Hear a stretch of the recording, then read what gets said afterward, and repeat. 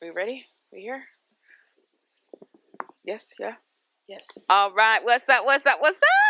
Welcome back to another episode of Short But Not So Sweet. You could have been anywhere in the world, but you're here with me, and I'm forever grateful. With me, I have my nearest and dearest, my woes. I got my producer, the right brain of this project, Richard. Richard, do what you do. Hello. All right. I have my brilliant, hilarious sister, Christina. Christina? What's up, folks? Let's go. I am the left brain and your unapologetic host, Vix. As always, only here to offer perspective, take it or leave it, but I said what I said. I'm really happy today. Well, the weather's been really great in the Bay Area, and so vitamin D has been really great for my mental and my mood. So let's say it's Saturday, it's about 11:40. And it is a beautiful day outside, and I am so happy about that. It is a beautiful day. Yeah. I'm wearing shorts today. Dude, And I'm loving it. Yesterday I was like out and about all day and was in the sun, and I was like, this is amazing. Mm-hmm. It puts me in such a good mood. Mm-hmm. Yeah. Mm-hmm. Yesterday, Lacey sent me pictures of cotton candy skies. I guess she took a picture and she just sent it to me. I'm like, Oh my beautiful. God. I was like, did you paint that? And she said, no, God did. In DC. Oh my Yeah, God. in DC. Nice. Did she really say that? Yeah, it was really funny. I love a good sunset. Mm-hmm. There's been really great sunsets lately, especially after the rain. Mm-hmm. Oof, beautiful. Mm-hmm. It's kind of what I want to do today. I want to chase a sunset. I like that. Okay. All right. Check plans for later. Mm-hmm. All right. How's everybody doing? Doing good. Same. Okay, good. Should we just get right into it? Let's go. Yes. Highs and lows? Yes. All right. As some of you know, SIP in the Bay Area was lifted, so a lot of things opened up. Life is getting back to our new normal. With that being said, I got to go out to dinner last night with my really great girlfriends, and I was able to see people and talk to randos, which I love. I love talking to strangers. What do you say to randos? Like, She's so nice to them. She just wants to keep conversation. Hi. yeah.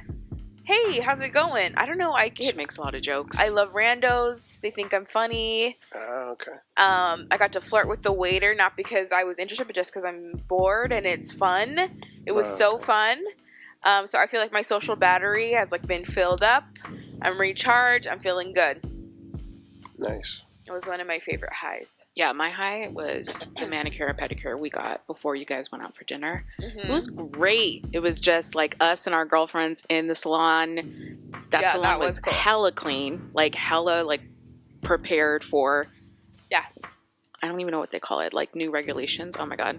It was They amazing. are rated number 1 in COVID regulations on Yelp. It was awesome. I loved it. Yeah. So what does that look like? Paint that picture. The chairs are really far apart. Yep. Okay. You know how they pack the chairs in? It seems like they took every 2 chairs out. They're super, super far apart. You sit down, you have the same lady for everything, and then they have these plastic plexiglass walls that they scoot up on you. That they roll up on you that cover essentially cut you're sitting in a pedicure chair, cover your body, but you have places to put your hands. Yeah. Gotcha. They had contact tracing in place. They took your temperature. Yeah, they took your temperature with a computer. You had to sit. Right. Wait, have you seen those? Yeah, I've never seen that. It was my first time. That place was dope.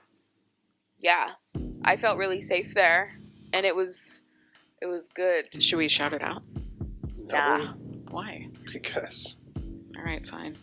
Because one of our girlfriends wasn't fucking with it. Oh, really? Oh, yeah.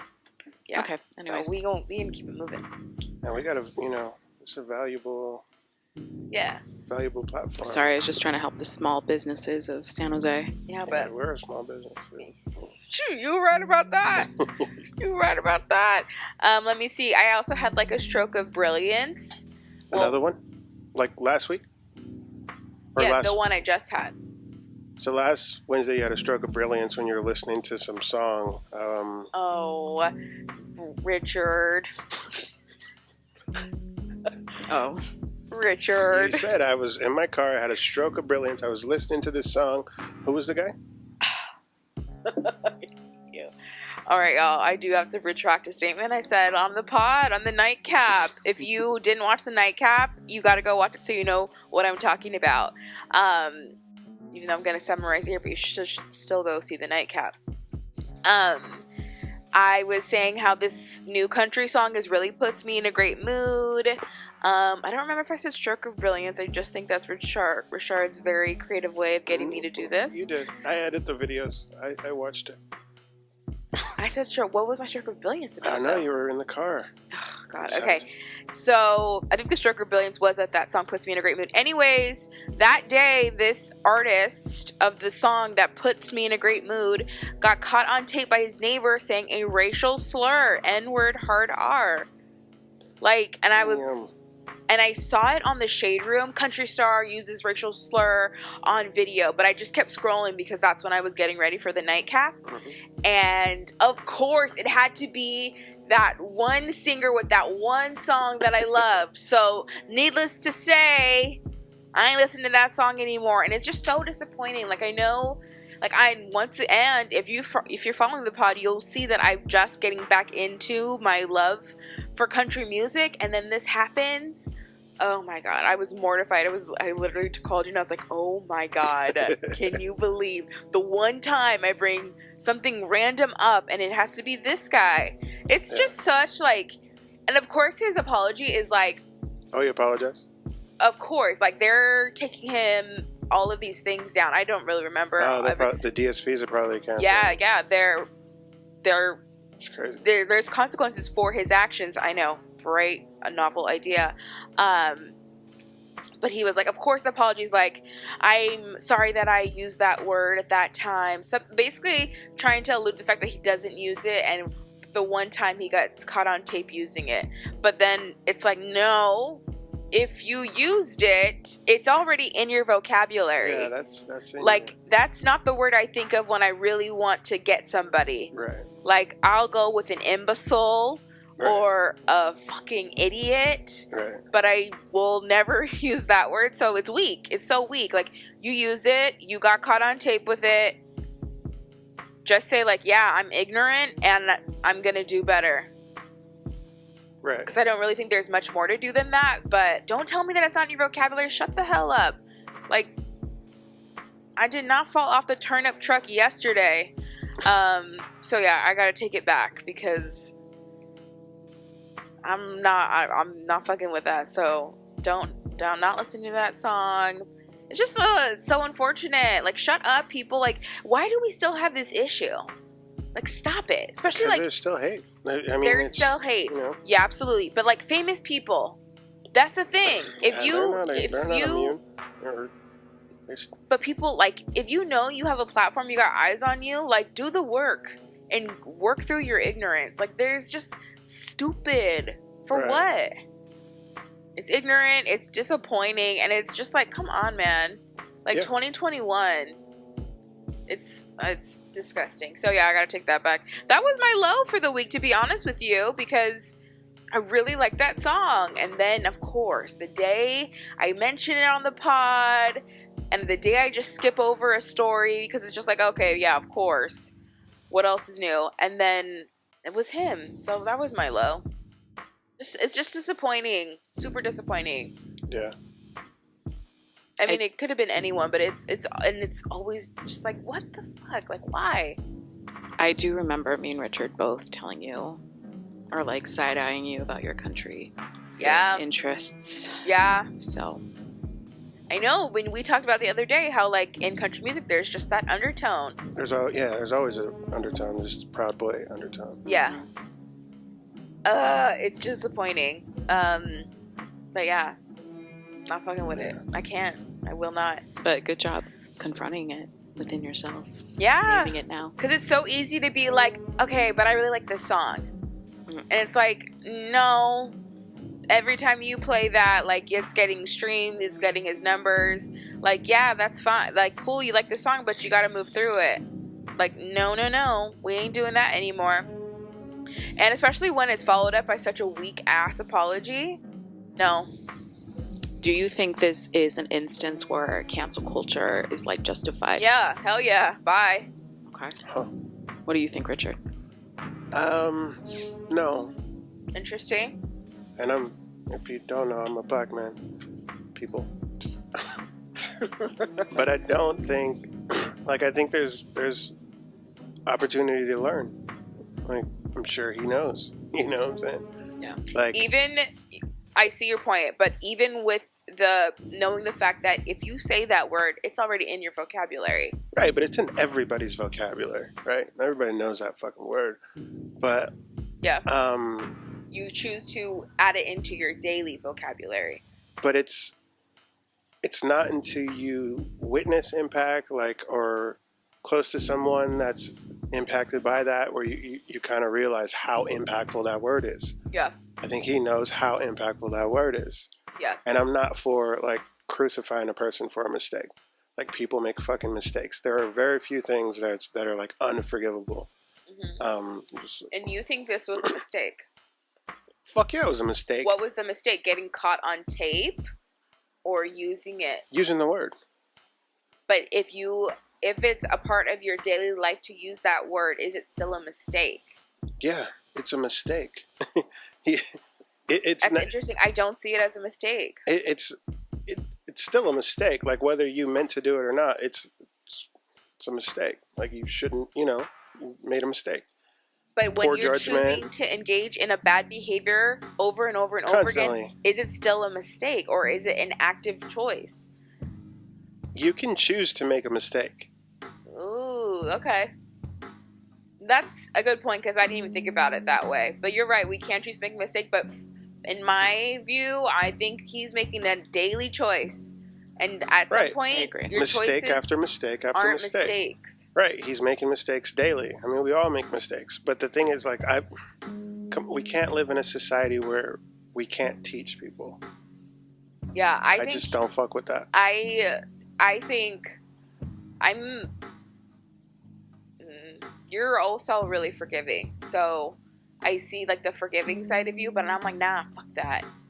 I don't think it's a mistake. I get it. And when we choose to make a mistake over and over again, I don't think it's a mistake anymore. A mistake is like, oops, I learned from that. I'm going to do better the next time I'm faced with this situation. That's what I think a mistake is. Like, we all make mistakes and we get better. But if we're making that mistake over and over and over and over again and choosing to just ignore the better, nah. Well, a lot of the times those people are not forced or not confronted with, like, the consequences. He is being confronted with the consequences, monetarily, like, or across the board. He's being confronted with this. He's being forced to understand and learn the impact of this word. So, like, I'm not fucking with his music. I'm not a fan. I'm not, you know what I'm saying? Like, but it's like, all right, let the man live. He fucked up. Like, let's not banish him from. I mean, the article said, like, despite all of these people, like, reprimanding him, his album sales are going up, and I can't help but think it's that Proud Boy America. Right. Because I'm sure I don't know much about him in the country music, but I'm sure he comes off as, like, new age country, where, like, it's not as, I don't know what I'm trying to say, but more soft, I guess. And I can't help but think they're like, oh, he's one of us. I'm going to see what this is about. Right, and right. that's why they're going up. That's where like, I will pay attention. Like, is he using his new platform? Because he has a new one now. It's like he has an opportunity to, like, yo, this ain't cool to his folks, to his proud homies, to say this isn't cool. Now, if he doubles down, like we've talked about this, I think it was a pod that we never. If he doubles down on that, then that's different. Yeah. You're not learning. Yeah. Then it's okay. You missed that opportunity to grow, and I can't really fuck with you. Right. But right now, he's in that. There's that time where he can learn. So maybe I'll change my stance to like, we'll see. I just don't like cancel culture. I'm disappointed. I want to cancel him, but we'll see how he bounces back. That apology was weak. Like, let's put some work behind that apology, and then I'll think about it.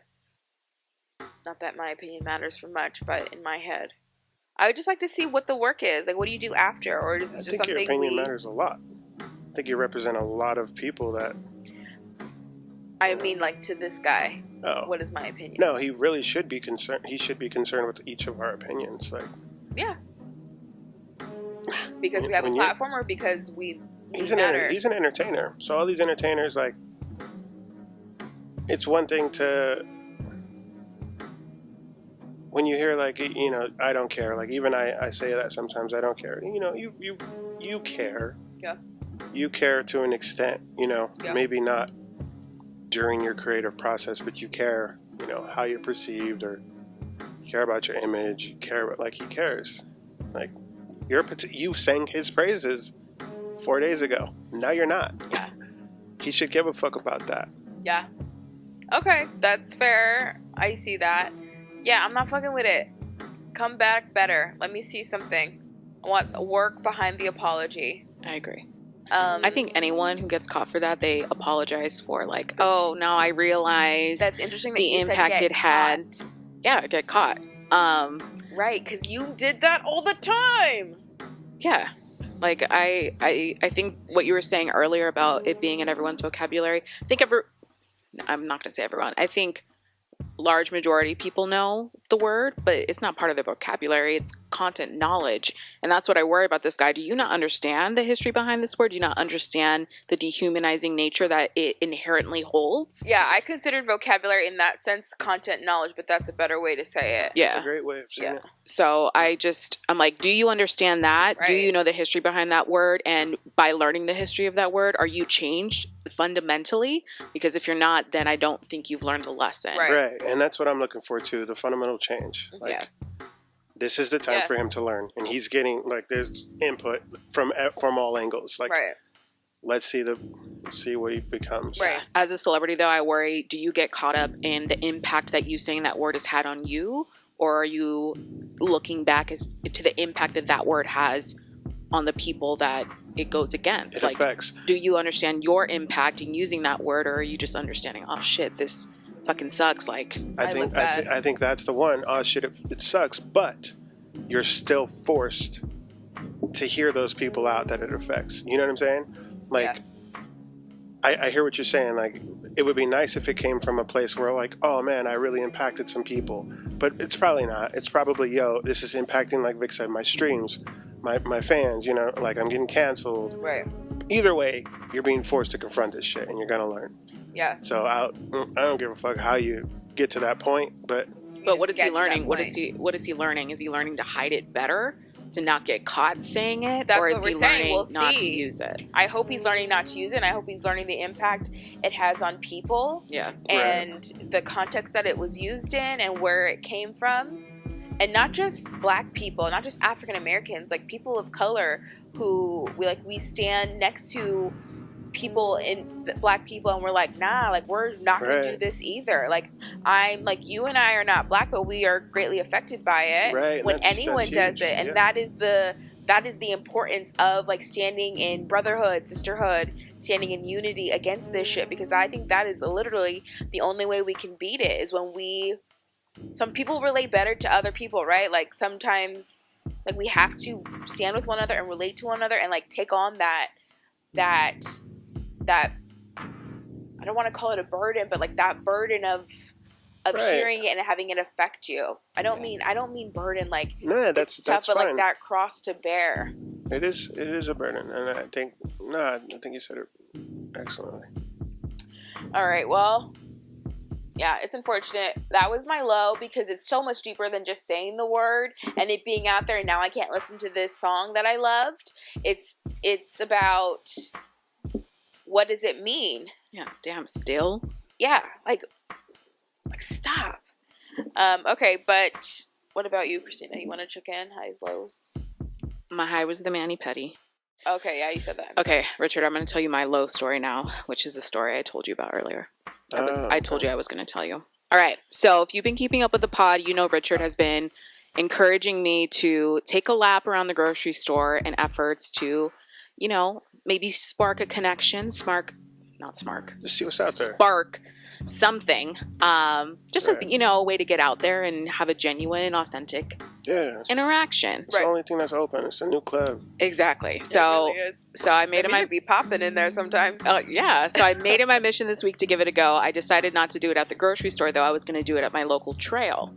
Cause last week when I was walking down there was like, usually I avoid eye contact at all costs, like mask on, blackout glasses on, like hat on, like I'm anonymous, celebrity in disguise. But I decided this time I'm going to make some eye contact, you know, maybe take my glasses off every now and then. Cause I tried it last week and there was a couple head turns and I'm like, okay. So I'm at the track. Isn't that so sad? Sometimes those head turns are like, they get me going. Yep. It's like, it's a head turn. My steps per minute or whatever, they increase a little bit after that. So I went to my trail with this purpose in mind. I'm like, okay, I'm going to try it and then I'm going to talk about it on the pod. So I go to the trail and I just didn't encounter anyone that I was necessarily attracted to, but I did have one interaction with this one guy who was on the trail. There was a moment where he like stepped off to the side of the trail. He got off the trail and I'm walking up to him and then he like turns to get back on the trail and we sort of like almost collide and we're doing that like sidestep thing, like you step there, and it's just like back and forth. Right. So it's like, and then we like laugh about it because it's just so stupid. Like I'm gonna step first. So we have this connection. Okay. I continue walking and I decide that, oh shit, I have this email I have to send out right now. So I'm gonna do it as I walk. Do you guys know, can you hear where this is going? So I'm taking out my phone. I'm sending this email. I'm deep into the email. I'm thinking about what's the language I want to use here. What's the tone of this message? I'm deep in thought about this email. And something happens. My foot slips and I fall so hard. I felt like I was falling forever. It was like so slow. There was a moment where I was like, am I falling or am I tripping? I can't tell. So I have this hard ass fall. I like literally slide forward. So I'm in mad pain. You're behind or in front of this guy? I'm well in front of this guy. Well in front of this guy.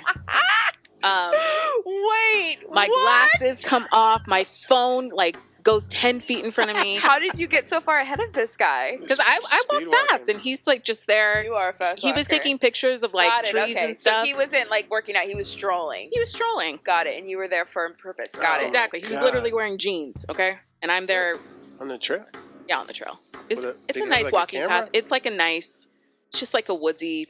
It's not super woodsy. It's just a creek trail. It's Las Gatas Creek Trail. Yeah, it's nice and paved. It's like a walking path. Like you could easily walk there in jeans. No big deal. Is that how you got that? Boo-boo? Yeah. Huge. So the story is I've fallen. I'm not only in like shocked about what has happened because I realize I'm on the floor. I have fallen. This is not a trip. No, it was a trip, but I didn't trip. It was a long trip. So I'm in pain. I'm shocked. And I can hear the guy coming up behind me. And I'm like, first of all, I'm like, oh, shit. He saw me fall. He saw me wipe out. I'm so embarrassed. And I'm thinking in my head, like, don't say anything to me. Just walk by me. Like, please don't say anything to me. I know we had this earlier connection today, but please do not say anything to me. And then I'm in so much pain. I'm like, wait, actually, I hope you ask me if I'm okay because I might need your help. And so I'm getting up slowly but surely. The man is soon approaching me. I can hear him. He is right there. And finally, he steps up to me parallel. We are side by side and he stops. He turns to the left away from me and takes a motherfucking picture of a motherfucking goose. And the man keeps walking. I was so disappointed. He doesn't ask me if I'm okay. Nobody cares. I'm in pain. I'm shocked. I'm sad. I'm just in the middle of this trail. I don't know up from down. I immediately call Vicky because I'm literally going to be like, I fell. What should I do? And then she doesn't answer. I call my other sister, gonna ask her the same question. Nothing. I'm mad. I'm disappointed by this one man that I made the connection with. I'm not even attracted to this man, but he has let me down in this very brief moment. And so I was like, shit, I blame Richard. Blame me, huh? Yeah. I blame Richard for this. So that was my low. So I have like this big ass bruise on my knee that is covered by a scab. Wow. So hence why I'm wearing shorts, because it legit hurts. Anyways, that was my low. I think that's hilarious. It was hilarious. And that'll teach you to send an email. It'll teach you to like turn your work brain off and be in the moment. So, and you know what? I think I was listening to the nightcap in my headphones as I was walking, and so the headphones are like slightly off of me. But there's like this one part. I don't know what I'm listening to, but I'm just getting pissed off by the sound of our own voices. I'm like, shut up! I just fucking fell. Are you fucking serious? I'm like just getting so mad. It was just a shitstorm. Oh wow, that was epic. Yeah. Oh man. Yeah. So anyways, next time I try Richard's advice, I'm going to do it legitimately in a grocery store that just seems a little bit safer. Yeah, it's kind of specific advice. I can hold on to the cart for balance. Yeah. I can't believe that man just walked by. Walked by me. That's fucking hilarious. No attention given. Nothing. I like his style though. The goose.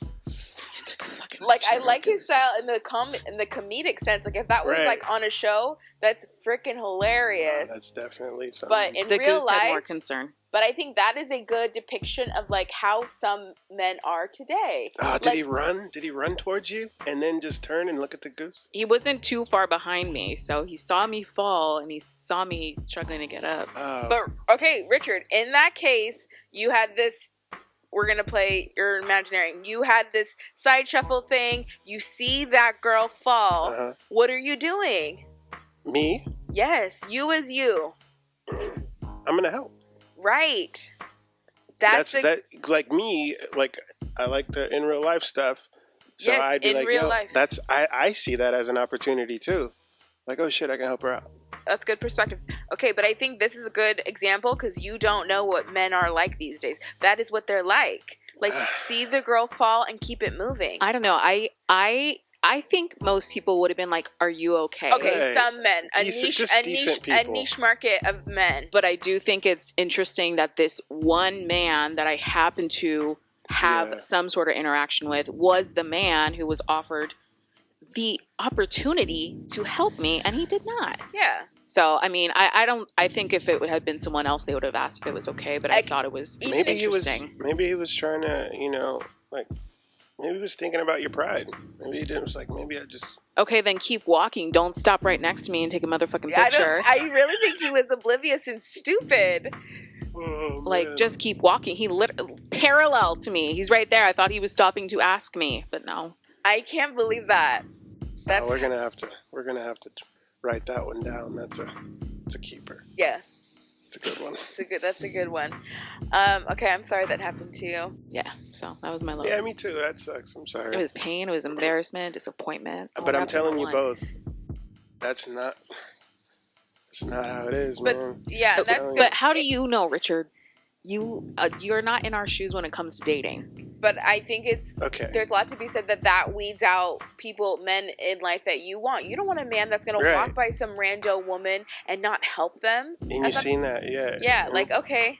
But, you don't want someone who's at the bare minimum a decent person. But I also stress another thing, too, like the numbers. So, for every one guy that will walk past you to take a picture of a fucking duck, there's probably 2 or 3 that will help you out. Yeah. I realized I said, how do you know, like that, when I really meant to say, like, how do you know? Like, what is your evidence for that? How do you know that there's these gentlemen I just guys believe, out there? I believe in humans. Like, I'm not that. I think they all have girlfriends right now, and the girlfriends are. But let's say you didn't know Richard from Adam. He's in the current relationship he's in. He would have walked by and said, "Are you okay?" Yeah. Oh my God. He'd have been like, "Are you okay, or do you want to take care of this yourself because you're a woman?" No, I would have absolutely been like, "Motherfucker." I would have helped you out. I'm just kidding. I believe you. But there's still people who are just decent, and that man was clearly not a decent person at all. So what, like, that's so weird. How do you not help somebody? What if you were an old lady? That would have been bad. I don't know. I was quite disappointed, like I said.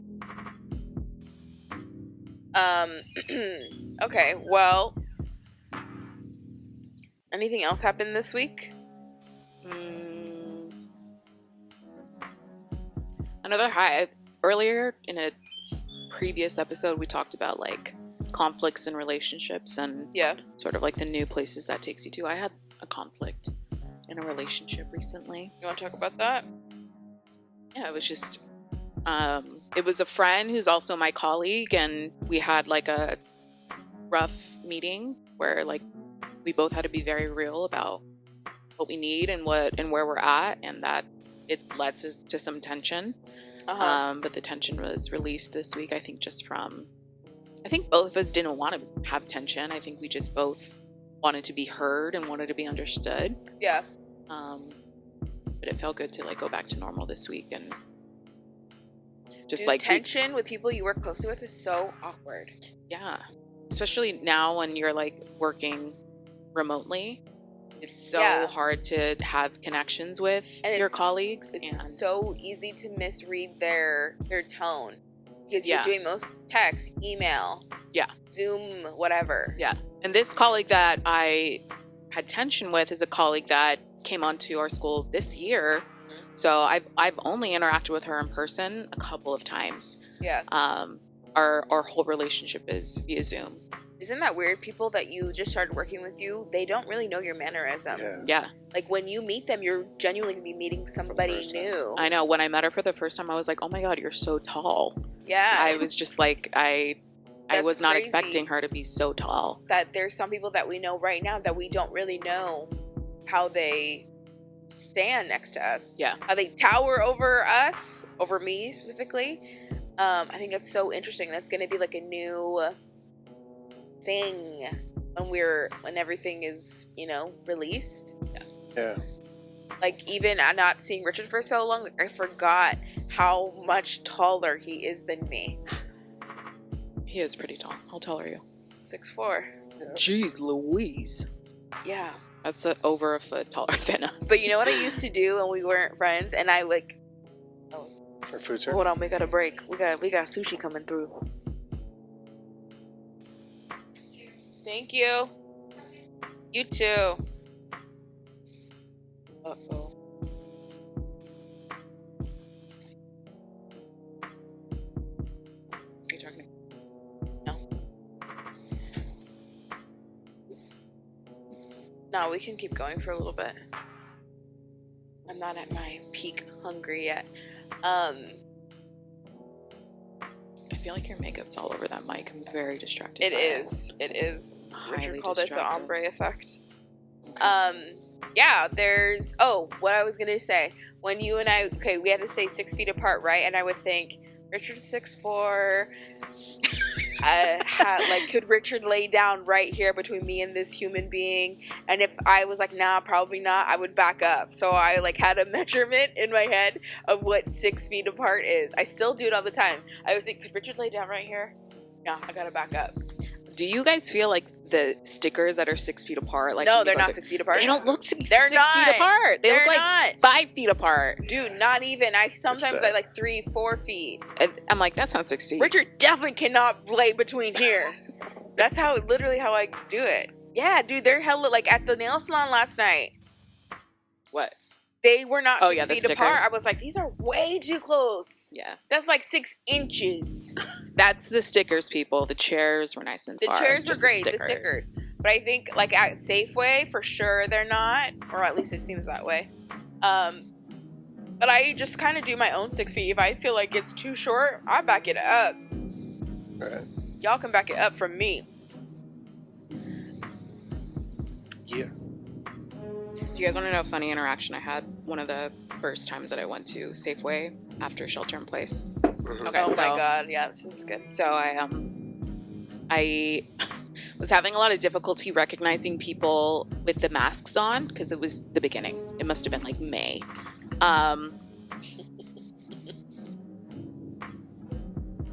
Okay. This is Sorry. hella funny. So I am getting in line. I'm wearing a backpack as my purse on this day. And I'm like putting my stuff in the cart. So my back is to like the bag boy / cashier. And someone walks up behind me and they say, "Oh, ma'am, give me your bag." And it's May. So I'm thinking, oh, this must be some new regulation here at the store where they like need to check your bags for COVID. Inside your bag? Inside my bag. Gotcha. And so I immediately, without even looking to see who, I think I looked for a second, saw it was the bag boy asking me for my purse. And I'm like, oh, new COVID regulation. I'm not going to fight this. I'm not a Karen. So I start taking my bag off and I start handing it to the guy. And then the guy is like looking at me like, what the fuck are you doing? I'm like, are you fucking serious right now? And I get this like uneasy feeling. I'm like, what? And then I'm looking in his eyes and I realize, and I realize that I know this man. He's my friend. And he's like asking me to give my purse to him. And I just straight up gave it to him. Oh. So What did he say? he was just like, I forget. He was just like, what are you doing? He's like, are you serious? Like, you're really giving it to me? I'm like, oh no, sorry. But it took you a second to realize who it was. It took me a second. Okay. And then I thought it was my other friend. So I'm talking to him like he's my other friend. I'm like calling him Jacob. That's not his name. I'm calling him Jacob. I'm asking him things about Jacob's life. This is not Jacob. And he's like, I was like, oh, you still live in here? And he's like, no, I Never still lived live there. And I'm like, oh, okay. I'm like, how's school's going? He's like, I just graduated. I'm like, oh God. And then I realized it was someone completely different. So that was a rough day. Oh my God, that happened to me yesterday. What? When with these masks, like you see people from here up. Yeah. And I went to Target yesterday and I swore Oh yeah. I saw someone I used to know and I started freaking out. Oh, shit. And then, Oh, yeah, you text me. yeah. And I was like, oh my God. You text me this every couple months, though. Because I see She that person. really does. Well, I used to see that person every couple months, but I really thought it was. And I'm like, it still throws me off. But yeah, I get it. But it wasn't that person. So yeah, that's gonna be a new thing. Like when we're allowed to like go out and having like, is that you, Richard? Is that you, Christina? Like, and then you have to like, I've done that before. I saw an old friend in a bathroom back in the summer, and I was like, is that you? And I like took out my mask so they could recognize that it was me, and it was the person I thought it was. I was like, oh my God, hi. But it's a weird interaction now. Right. It's so fucking weird. It is, but I feel like I'm much better at it now. It was just kind of rough in the beginning. Yeah. Yeah. You haven't had the opportunity to test it out. What were you going to say? You guys hear about Israel's numbers? Like, they're super low. Really? But they've been vaccinating, like, on a really large scale.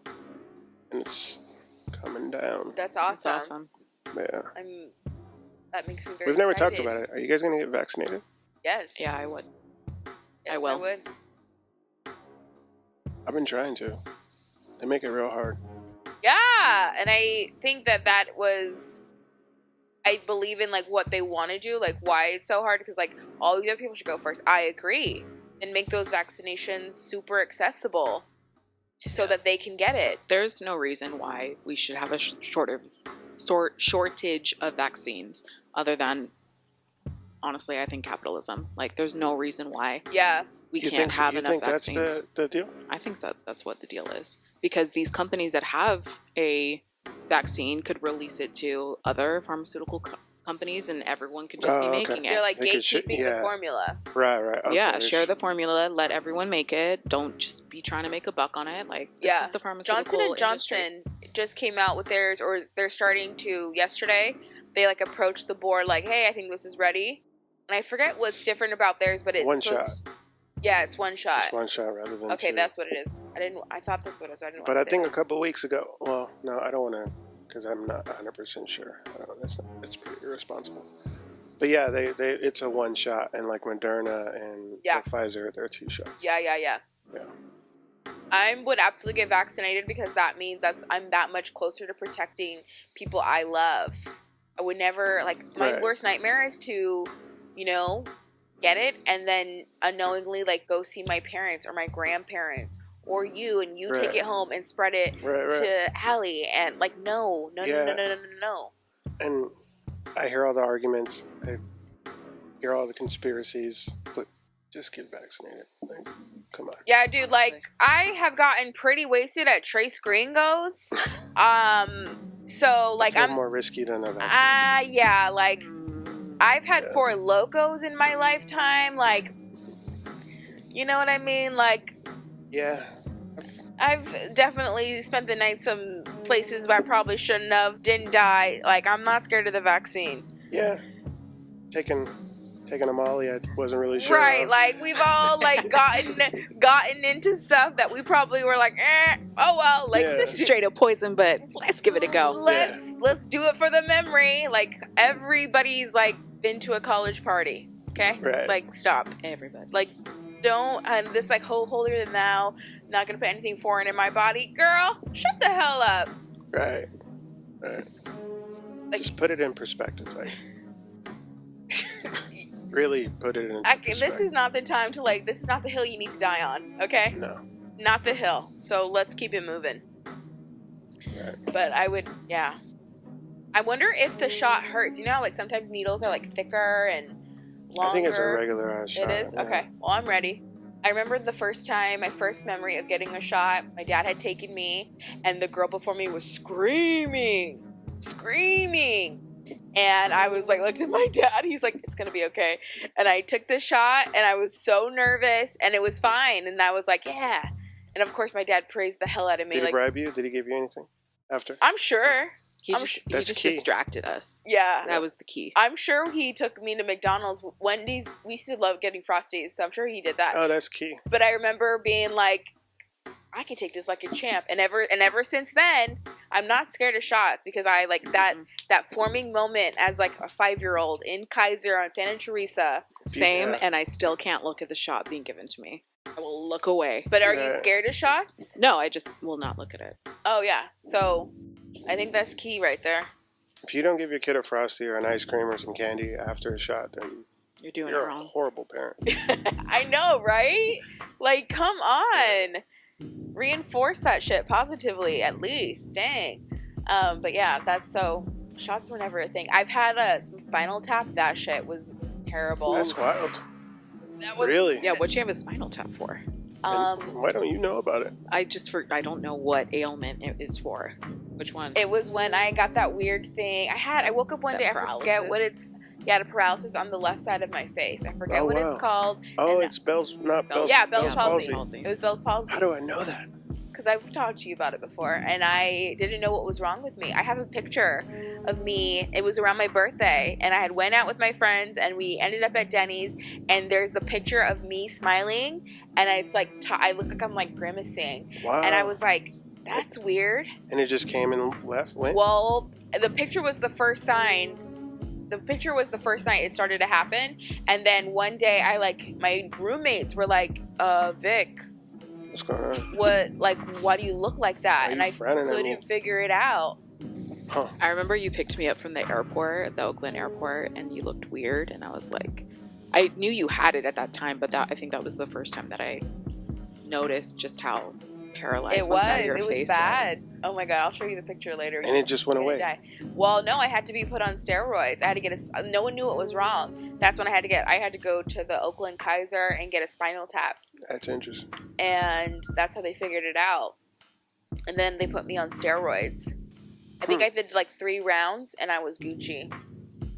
That's really interesting. Yeah. But for forever they didn't know what was going on.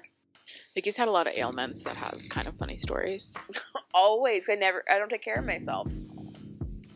I don't think it's that. I think it's just I ignored things for a long time. Yeah. I guess I have a high pain tolerance. Yeah, I don't think it's you not taking care of yourself. I think it's just you. Yeah, I have a high... thinking it's not a big deal. Whatever. Yeah. Keep it moving. But yeah, that was scary. The spinal tap was the one that hurt, but I know that's a big ass needle. Mm-hmm. So. Can I have some rosé? Yeah. Ooh, okay.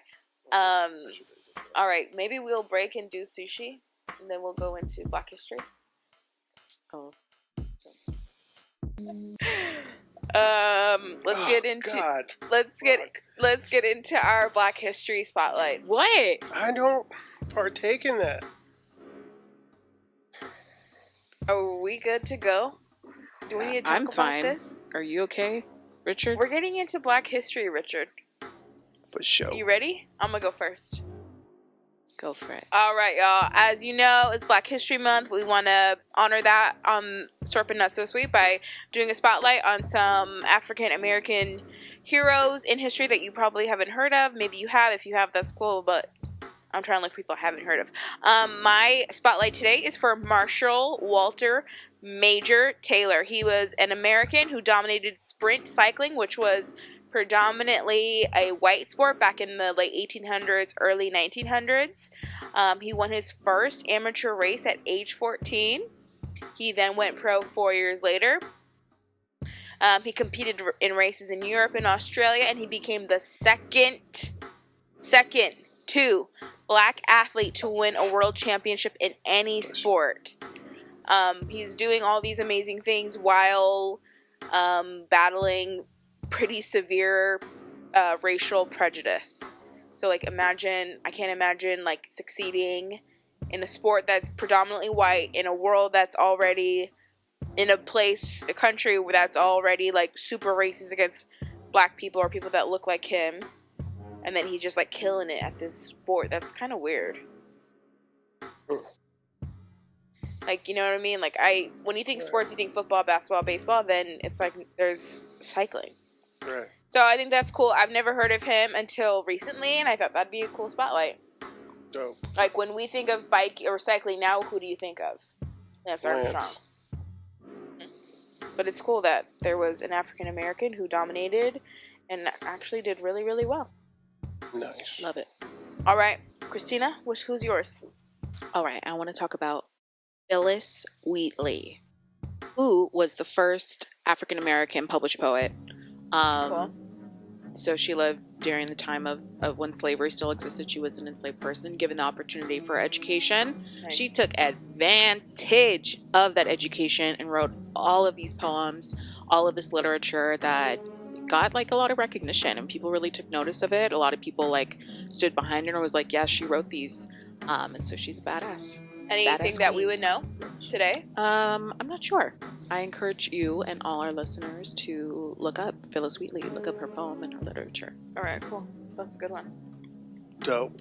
All right. All right, so when we think of like aviation and flight, when we think of like first of, who comes to mind? Amelia Earhart Earhart. or the Wright brothers? Right, so there was Bessie Coleman. She was Yeah. the first licensed black pilot in the world. But she didn't get her shine until after she passed. But yeah, she was the first.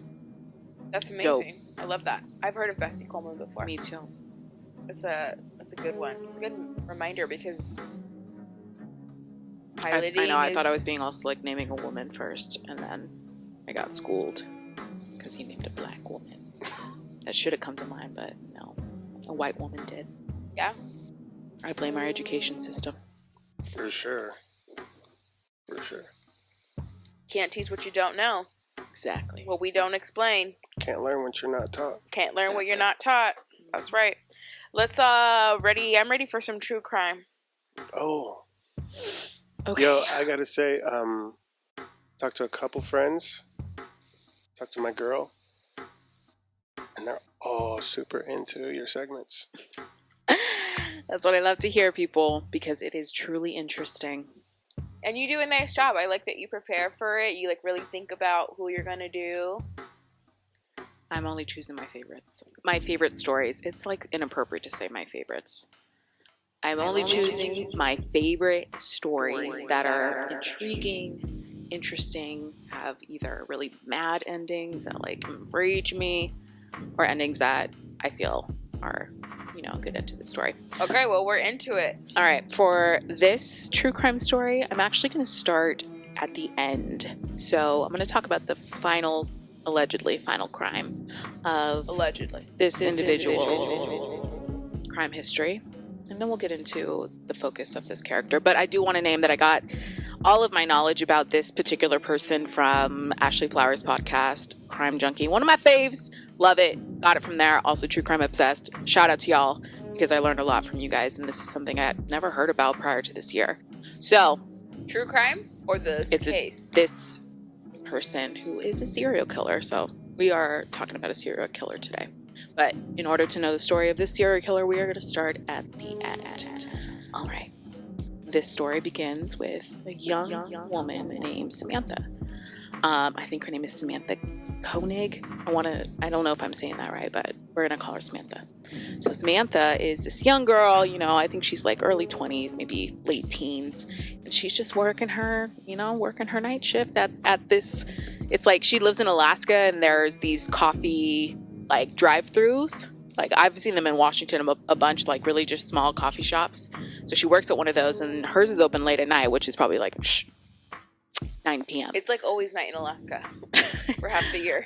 only in some parts of the year. I don't know if it does that where she lives, but anyways, it's late February, so it's very cold outside. That'll be important later, not necessarily right now. But she's working her job at this coffee shop called the Coffee Grounds, and there's this surveillance video.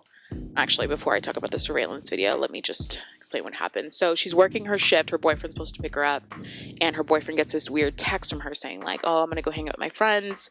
Something, something, something. Boyfriend knows right away. Good boyfriend knows something is wrong and lets her dad know. Like something's up. Like Samantha's not here, blah, blah, blah. That gut instinct. Exactly. So they like file a missing persons report right away. And so the owner of this coffee hut, I guess he would call it, lets him know, oh, there's surveillance video. And so they watch the surveillance video, and in the video you can see Samantha, she's getting coffee for somebody. It's like towards the end of her shift. She's grabbing coffee for them. She like looks back for a second, and then she looks back at the person, and you can see just like terror take over. She like throws her hands up. She like is shocked.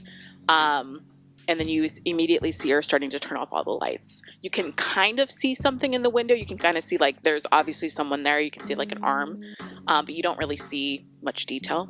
Do you watch the video? I watch the video, yeah. She turns off the lights, or the lights get turned off? She turns off all the lights.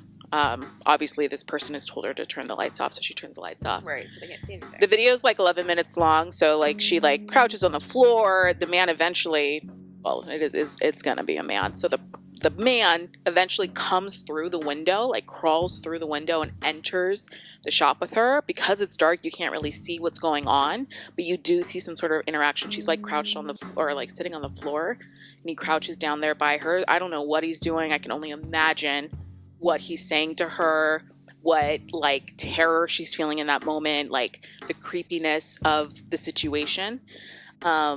And eventually they both walk out of this coffee hut, and you can see them momentarily getting into this white Ford Focus. Oh, wow. So they see this on the surveillance camera. They know obviously something's wrong. They're like pinging this girl. They're pinging Samantha's like ATM withdrawals. It's happening every couple of days. 2 weeks go by, and I think her boyfriend or her friend, someone had gotten a text message from Samantha's phone saying Connor Park, something, but alleging like, hey, come here and you'll find something posted on this board. So they go to this park where the text message has said to come, and they do find something. So they get to the park, and on the bulletin board they find a ransom note. And the ransom note is saying I need $30,000 deposited here, blah, blah, blah, blah, blah. I think they say put it in Samantha's account. And there's a picture of Samantha holding that day's newspaper. Sure. And she's just like staring into the camera. Okay, so this is the picture that I want to send to you guys. And I just want to hear like what you think of this picture. So give me 1 second, folks. Wow. But if you are listening at home, you just want to search Samantha Koenig ransom photo. Okay, I just sent it to you guys, and then let me know what you think. Okay. Looks like She looks terrified. Her lips look weird. I don't know if that's a shadow or... like somebody else is holding the paper. Yeah. Oh. I'll put this in the video too. Yeah, you should. Yeah. Okay, so that picture... What are we supposed to be saying? Just a picture. Oh, I thought there was like something I'm eerie. gonna come back to it. Oh, okay. There's like a weird thing in the background too. Like a shadow. Ooh. You see it? Yeah, I see it. Top.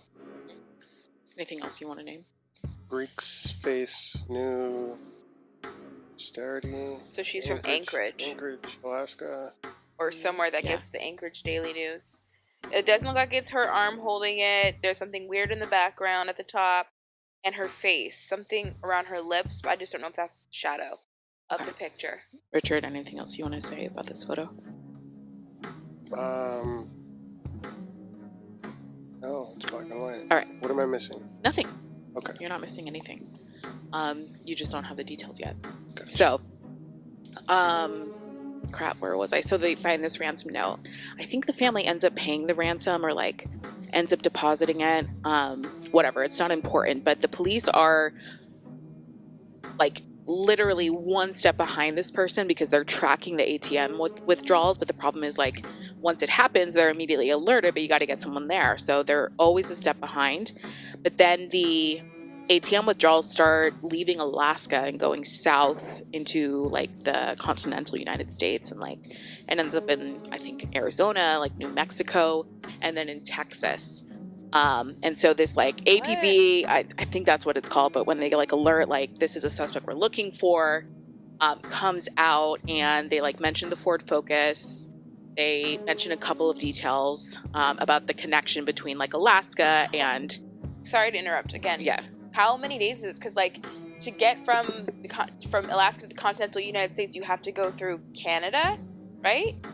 Yeah, you would need like to go it's through Canada. not a short trip from the top of Canada to Texas. No, it's not a short trip at all. I'm not exactly sure. I want to say a couple of weeks later. Oh, okay. I think Samantha's kidnapped like late February. Got it. Okay, And- so this is. I'm thinking this is like days, but this is weeks. I think it's a couple of weeks. Got it. Okay, go on. It's definitely a couple of weeks. Maybe even more than a couple of weeks. Anyways, so this, I don't know, Texas policeman, patrol officer, I don't know, someone catches or like sees the Ford Focus and starts following it. And luckily the Ford Focus, whoever's driving it, does make a traffic infraction, so he pulls him over. And the patrol officer just like describes getting this chilling feeling when they pull this guy over. The guy gives him his driver's license and it's Alaska driver's license. And the name of this killer is, I mean, I just gave it away, but the name of this man is Israel Geese. So that's the name of our serial killer here. And okay, where to start? I mean, where to keep going? So they're able to arrest this guy for some other stuff, maybe the traffic infractions or like, I forgot a key part. Okay, anyway, so they search this guy's car, and in the car they find a number of things, including a gun, including the clothes that the person in the camera in the surveillance video was shown wearing. They find Samantha's cell phone and Samantha's debit card. So they're able to arrest this guy, take him in for at least like this fraud, right? So then Israel Key starts talking and starts describing what went down. And he just like tells him this wild story. Like, so he hops into the coffee hutch. We're going to go back in time. He hops into the coffee hutch. What he's doing is he's zip tying Samantha. And then he's taking her back to his house. And he has like this shed or something outside of his home that he shares with his longtime girlfriend and his young daughter. And apparently he's told his I'm just going to call him his wife because I think that's essentially what it is. His wife and his daughter, do not go into my shed. Okay, it's like my man cave, like whatever. Don't go into it. So he takes Samantha back to this cave, which is really just a shed. And he tells Samantha all these things like, oh, I just want money. Like, give me your money and everything will be okay. Samantha's like, okay, yes, I will do that. Problem is, Samantha doesn't have, when he kidnaps her, she doesn't have her cell phone. She doesn't have her debit card on her. I think her cell phone's back at the coffee hutch. And her debit card is in her boyfriend's truck. So this man, with the audacity of men, on like full on audacity. I'm not saying all men, Richard. Okay, just some men. He has the audacity to go to Samantha's house, break into Samantha's boyfriend's truck to steal the debit card so that he can start withdrawing money. And the boyfriend catches him. The boyfriend comes out and confronts him and like starts yelling at him, but he goes inside to get more help. And in that time, Israel's able to like escape. Whoa. So this guy like scoped Samantha out. Or he probably he asked her where oh, okay. Yeah, exactly. Oh, I he thought makes this her happened before. No. He did this after he kidnapped her. Whoa. He's like, ask me later about the planning that goes into these kills, because that's an important aspect of the serial killer's like MO or lack thereof. So he gets Samantha's debit card, he starts withdrawing money, and it's okay. This next part I have to be careful about what I say because I want to like set it up the right way. So whatever happens that night happens tonight, and I'm gonna come back to it later. But then he goes on a 2-week cruise with his family. Now keep in mind, it's February in Alaska. Samantha is in this shed the entire time. Okay, so he, at this point, I'm just gonna go ahead and say it. At this point, he had already sexually assaulted her and he had already killed her. No. So he goes on this cruise for 2 weeks. He comes back to his house. Then this is when he takes a needle and thread to sew her eyes open, to hold up the newspaper next to her, and take the picture of her. Oh. This is the picture that you guys were looking at earlier. He takes this 2 weeks after he killed her. Christina. It's crazy. I am creeped the hell out. Oh. Whoa. This guy is a monster. Wait. He takes her, but I thought this is the picture, this newspaper is the day that he killed her. No, that newspaper is the day that they found the picture.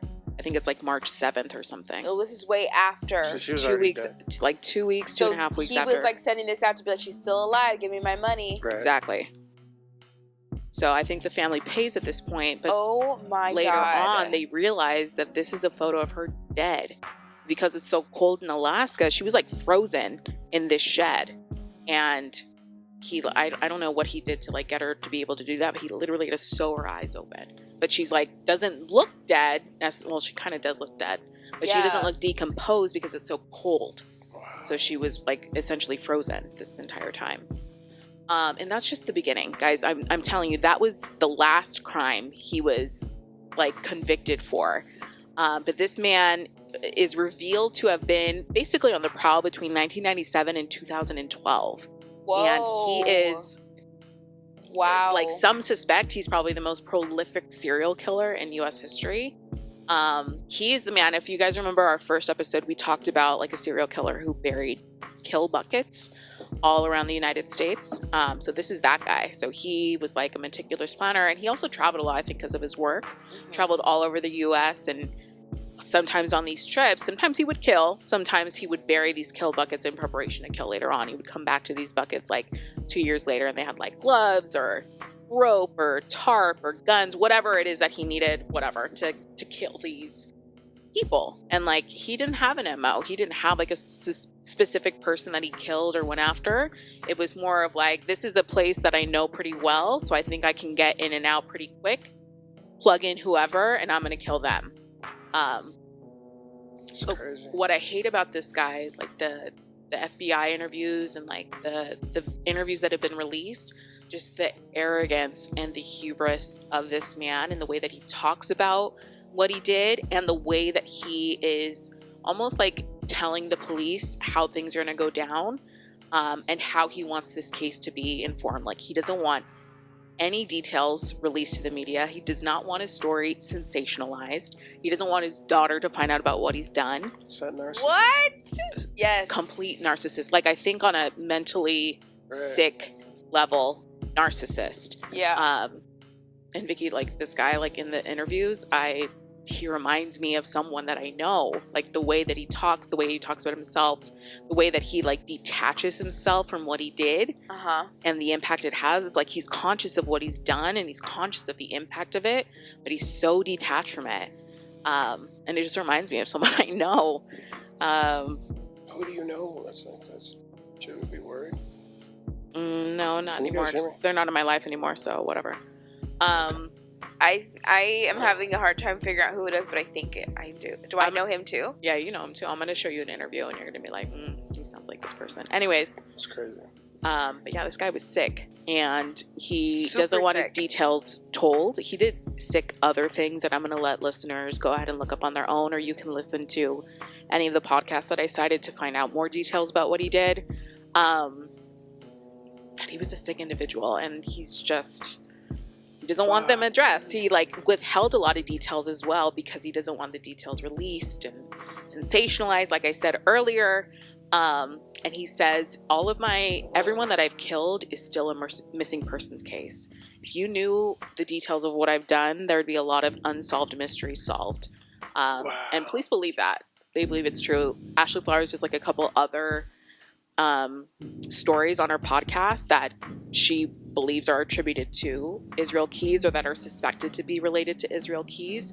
And they are missing people's cases. And that was like a trophy he kept. That was his trophy, that there's still a missing person. But other than that, he doesn't keep any other trophies. He doesn't have a specific type. And so in that way, he becomes this very dangerous type of criminal because he's so unpredictable. Is he in a state that deals with the death penalty or anything? Oh no, he demanded the death penalty. He wanted to die as soon as possible. And details did start getting released of his story, and he was very upset about this. So upset that he actually commits suicide in jail. Oh wow! Just to not have anything else come out, and all the details that he knows about all these people who've been murdered and passed on all these stories he could solve die with him. So yeah, he's a full-on coward for sure. Yeah. But that's crazy. Insanity and a level of narcissism and sociopath that I've never even heard of.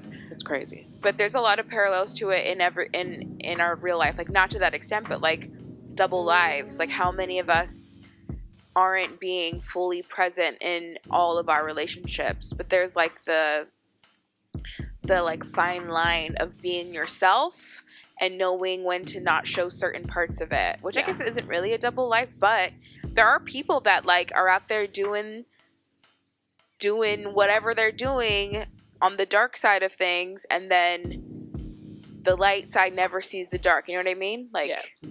Those people with second families, or a second families is the huge one because I'm always how? I never understand that. If you're in a big ass drug cartel, but your family has no idea.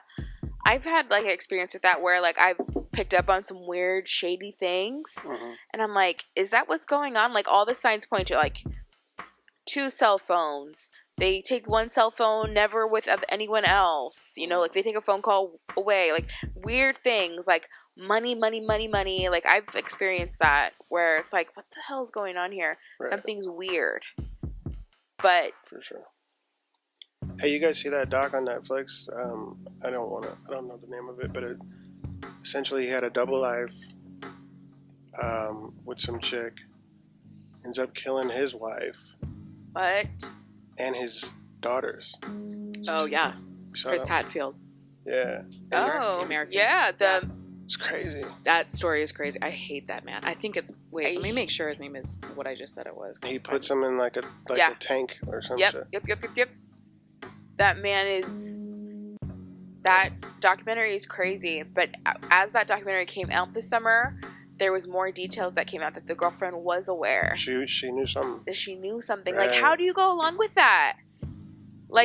If you're having a double life and it's not directly affecting people in those lives, maybe, not that this is reason to have a double life, but those people who are moms in the AM in the day, and then by night they're doing something else, they're strippers or whatever, and to make it work for their family, that I think is and I'm not saying that that's a double life, but those, I feel I think it is a double life, and I don't think a double life is always a bad thing. No, I have to correct one thing first, though, because I just said Chris Hadfield is the one who murdered his family. Chris Hadfield is an astronaut who is dope as shit, who shows what life is like living in space. He's dope. I was just watching a bunch of his videos yesterday, and I don't know why. But the his guy's came to name mind. is Chris, isn't it? The guy's name is Chris, but Chris Watts is who murdered his family. Chris Hadfield, you're dope. We apologize. We love your videos. Yeah, sorry, dude. Sorry. My bad. Chris Okay. Watts, yes. I Chris knew his Watts, name was fuck you. Chris, but the There's last name. my girl's she's a part of some Facebook group. There's like these Facebook Avengers. They're still trying to crack the case. Have you seen Don't Fuck with Cats? Hell yeah. Yeah. That is dope. Yeah. That's social media at its peak. I love you. You're doing your job. Yeah, that's it being used effectively. And For sure. And for good. Oh, yeah, that Like, get all the info. But yeah, Don't Fuck with Cats is a great example of that. that show is fucking crazy. I haven't finished it because Again, that's too intense. narcissism. It's so good. I haven't finished it. narcissism. It was too at intense. at its highest, Absolutely. it's insane. Right. You haven't finished it. I haven't finished it. Oh, you have to finish Man, it. I've It's been so good. You've been telling me that Yeah. for a long time. I know how it ends. Well, yeah. Do you? Well, I have an idea How's it end? that it's like the what do you call the internet people? What about them? The internet Avengers, they figure it Sleuths. out. The sleuths, they figure it out. But a lot of shit goes down though. Yeah.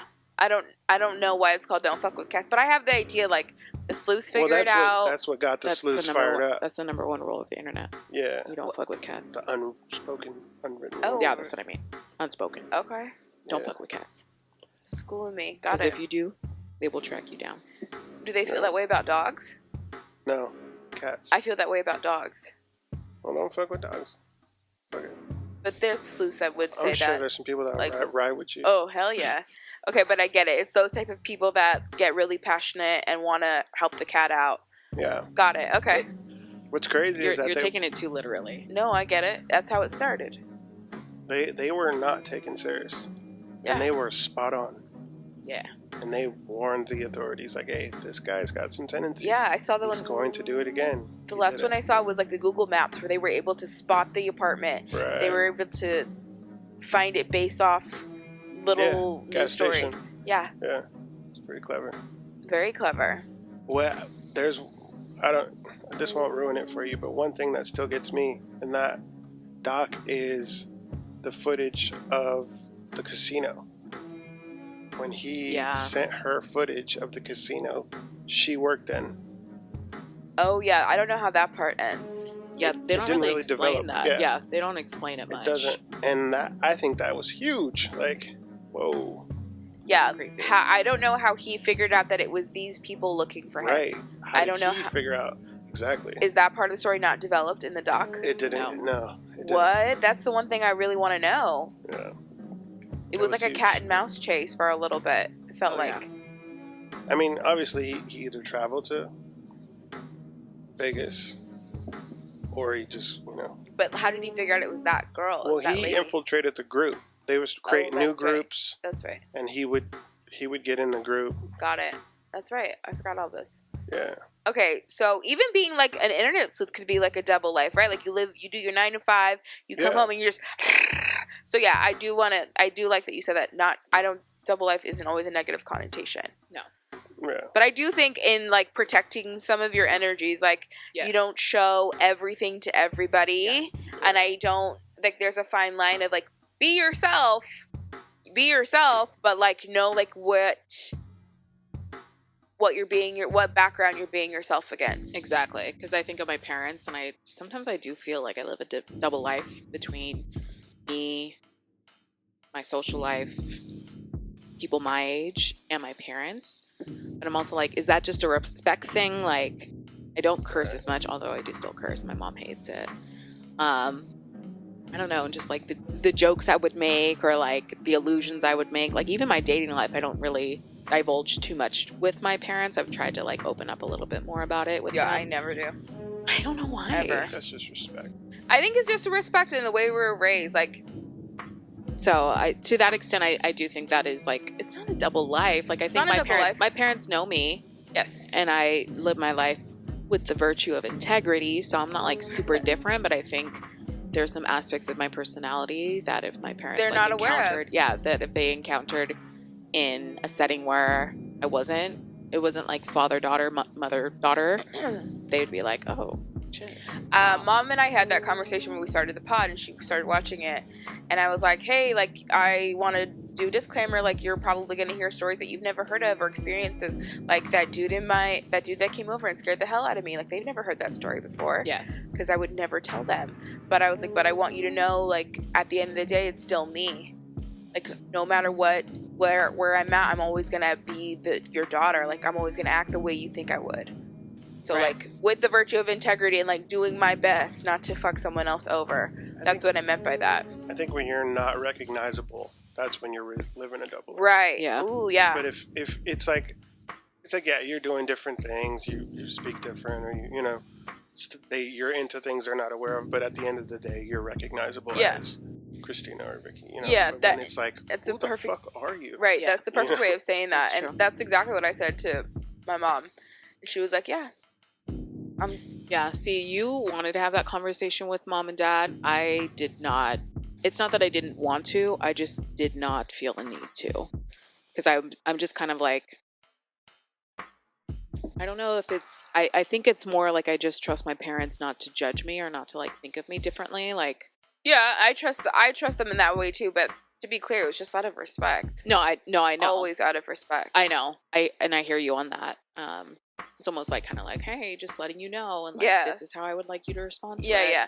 But it was just more like, whatever. Right. It's gonna be. And that's essentially that's what it was. It was whatever. Yeah, and I guess my double life is not as so extreme. So maybe that's I think part we of the all reason do. why. Like, I think Richard is a good example of that. Like, the Richard I would see, like, if you knew Richard in a work setting, this is not the Richard you'd see at home, just kicking it. Right. And you do that really well. And it's not a double life. It's just, like, out of respect. Like, I don't need to show every Joe Blow all of these other things about me. Yeah. And I just like to control my environment. Right. Like, and I don't like everybody into my shit and knowing everything about me. You don't need to know everything about me. Yeah. But you're a pretty private person. Yeah. And I can be too, but there's definitely sides of myself that I don't show everybody. So it's interesting when I let maybe a side slip and I'm like, oh shit, whoops. Didn't mean to make that joke, or didn't mean to do that impression, or didn't mean to make that funny face. I felt that before too. Like, and I'm like, oh shit. Like, who you are at work is not who you are at home. No. And when I came into the picture, some of it slipped. It slipped. A lot. Like, a lot. Your silliness slipped. And it stuck till this day, so I think it was a good thing, but yeah, it did slip. And like, Vicky would like talk to my coworkers about, you know, just like when you're just talking about your life, but she would tell them stories about me, and I'm like, woman, I do not want them knowing that story about me. Or like, I would rather me tell that story to them. But no, she just talks. I just talk. She just talks and talks and talks. And we all know she's obsessed with me, so what else is she talking about? Okay. I do want to explore the idea of like not showing yourself to everybody. Yeah. Because I think I even like some like subgroups of friends I have, like maybe they haven't seen every side. And like, do you guys experience that people know you, but like they don't know you like they know you? You know what I mean? Yeah. Or they think they know me. Like with me, it's like I'm really private, like you already said, but and I'm not really like into like if it's cool things or whatever. Like I'm really not into like being braggy or that kind of stuff. And a lot of the times, like if I do open up and I'll share something about like my personal life or like music or something like that, like they don't believe me. They think I'm, and that sucks. But I don't. So it's just like, don't care. Yeah, they'd be like, oh, it's like, oh yeah, I know them. And they're like, oh, bullshit. It's like, okay, man, like I really do. So it's like I don't even try. It's like whatever, man. Do you feel like it's telling of the person when they don't believe you? Like it's more telling of them than it is of you? No, I think it's telling of our culture. I was gonna say of society. Like there's a 10 on a 2. Yeah, there's always a Mr. Me Too or a name dropper, or you know what I'm saying, and I think that's corny. Never been like that, and I think there's cool in just kind of keeping your mouth shut. Like I think that's cool. I agree. Like, there's a lot of cool in keeping your mouth shut is cool. Yeah, it's like oh man, he's not flexing. He doesn't have to flex. really about that life, or he's really, I think that's the true sign of someone really having that flex. Like, you don't flex it at all. Yeah. Like, a rich person will never tell you they're rich. Right. But the broke one will scream tell you. it. Will tell you all day long. Yeah, right. I think there's a lot of power in protecting your energy and a lot of power in keeping your mouth shut, which I think is something I need to learn. Because sometimes they tell you that they make $100,000, but they don't make $100,000. Oh my God. You know it. And everyone knows They can't even. Yeah. I think that's funny when people do that. And it's always like, you know when a bullshitter is bullshitting. Like, shut up. You can see it. You can see it. And you can see them see that you see it. Yeah. And I love when they keep going. It's like, okay. Sure, bro. Yeah. Yeah, but so maybe a double life is always a bad thing then.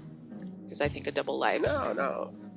Because I just think, like, if it's truly a double life, it's two different aspects of yourself that are so different than one another that... So you're redefining it. I think it's just like... I don't know now. I think of it as like a... I don't know. I mean, I live a double life. But it's not like I'm not trying to be sneaky. To what extent? Like, you mean private? You're private with some people, whereas you're public with others? Right. Or there's just people that don't even know other things that I'm into at all. Like, I'm like really compartmentalize some friendships. Yeah, but is that a double life, or is that compartmentalizing? I do that too with people. I think it's I think they would see it as a double life. Like, who are you, bro? Right. It's all based on perspective, I guess. That's important to say. I'm not trying to deceive anybody, but it's just like, we're not there. Like, right. There's no, like, we got a good thing where we're at. We don't need to, like, maybe we're workout buddies, Yeah, and you don't know about you don't know anything else. But we're really good friends, and we work out well together. Yeah. I see that. I feel like I definitely have some of those relationships. Yeah. Because I don't think that... I think people like you as much as they like you. And if you meet capacity, they probably won't.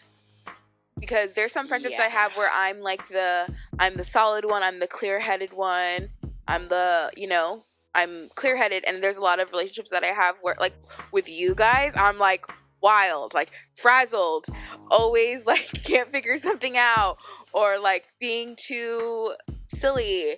I'm not clear-headed. And other people, they would never know. And other people would be like, they describe me as the opposite, but it's like, you guys like... Yeah, same. Right. Like, okay. Yeah, I'm not silly with everyone. Not even, like, some friends I'm not even silly with. Right. Yeah, there's some friends I'm not silly with, and I'm just more like... Right. I got my head on straight. Yeah. Which in general, like, I guess I do, but there are people like you guys that I'm the most comfortable with, that I can call you in the middle of me freaking out about something stupid, or like share one of my wild ideas with you, and I don't feel silly or weird for sharing that with you guys, no matter what your reaction is. I think that a lot of that's trust too. Like, like you trust that person to kind of be open and be vulnerable, be silly, be whatever. But if I don't have, you're joking. Yeah, if I don't have too have an opinion of you, like, no, I'm not gonna sit here and fucking joke with you. Like, I'm not. Yeah. Like, you don't. I look at it like, hey, this is very narcissistic, but I'm like, you don't get that. You're not gonna get that out of me. Yeah. Like, you don't get think that. That's narcissistic. Like, I reserve that for like people that. I think too. are worthy. And that's the exchange. Yeah, I like that, actually. Like, that's you don't get self-care, like, it's a privilege. I think it's like self-love too. Like, I think I'm a dope person, and I think like these things are really dope about me, but I'm not going to share that with everybody, because not everybody is worth it. Right. And that's protecting your energy, that's self-love. I like that.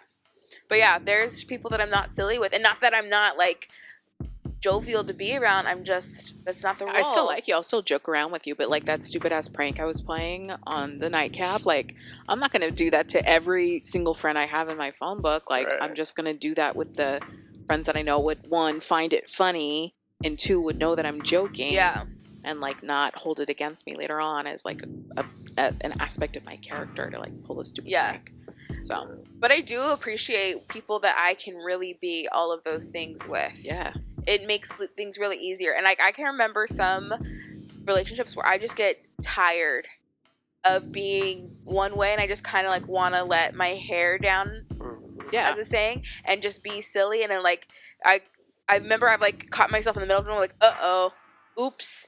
And then it was fine and it worked. And I was like, okay, then now I'm just that way too. Right. Like now I'm just going to add on to my resume of personality traits with this friendship Just or open it up. relationship or whatever. And like that feels good when I can like be myself around more people, because it's really tiring not being your truest self. I think for me it is. It is really tiring. It's exhausting. It's exhausting. It's mentally and emotionally exhausting. Yeah. And I really limit my ability to do that. And I think I'm really conscious and aware of the people that I can't be my 100% true self with, and I do limit that time, and it feels good. Like the time is quality time, but the time is limited, and I do not feel bad about it at all anymore. Yeah. I can't front though. There is a little like he when I like a little moment that I get sometimes when I hear people talking about stuff that I know about, and they just don't know that I'm into it. And I'm just like, man, I could really help you out. But I'm not gonna help you. Mm-hmm. You know, that's kind of mean, but I like that feeling too, and I'm perfectly happy just being satisfied with myself in that moment. yeah, it's like, man, if you only knew. I'm like, But sometimes the like reward is not telling that person that you know it. Sometimes the reward is, this is something about me you're never gonna know because you haven't earned that right. Exactly. And it's because you haven't earned it. exactly. And it's not because I'm just a dick and I'm just like watching you suffer. Right. But it's like, man, if you only acted a little different, Yeah. Right. I could probably help you out. Because you're not the type of person to see someone in distress and not and help not them. help them. Right. So if I don't help you, and in fact, like I've like, damn, why'd you do that? Because I'm quick to kind of put myself out there sometimes and help people that are not deserving. You know what I'm saying? Yep. And I think that's changed for me a little bit. Okay, let me ask you this though. Yeah. Does a stranger walking down the trail that you are walking deserve your help? Yeah. Okay, thank God, because Of course. if you guys don't remember my low from today. Like, yo, if you can't help a stranger out who fell, like, you are an animal, a monster, I think. I don't know though. Like now, I'm gonna keep it a buck. I was driving here. No, I think I was driving here. I don't know what I was doing, but I was passing the hospital. I saw a guy in a gown Okay, yeah, you told me fall about into this. some bushes. I kept it moving. But the things that went through my mind were like, yo, did this nigga escape? Yeah, why is he outside? Why is he in his gown? Is he covered in COVID? Like, you know what I mean? And then I looked in my rear view, he got up, I was like, yeah, he good. Yeah, and we're in the middle of a Pan Dulce, so there's the threat of COVID. Right. So, I don't know, maybe that's why the guy didn't help you up. Maybe he thought you were covered in... He could have asked. I had a mask on. And you had a moment. What else can I do? The moment. You cannot stand next to a duck, I guess. Or Yeah, that honestly, that duck had more concern. I saw the duck approach me before, and he got in. The duck was walking towards me. No, it was a Canadian goose. It wasn't the who are moving to the south for the warmness. Anyway, so this goose was approaching me. I saw it walking. This man got in the goose shuddered path. when you felt like, oh. Goose, like, you He was good? like, he was like, Startled. "Oh, shit, you okay?" But then the man got in his way. That was what the goose did. Yo, with a camera. I wish we had a camera on that. That was so funny. Okay, well, damn, I don't even know where we were going with that one.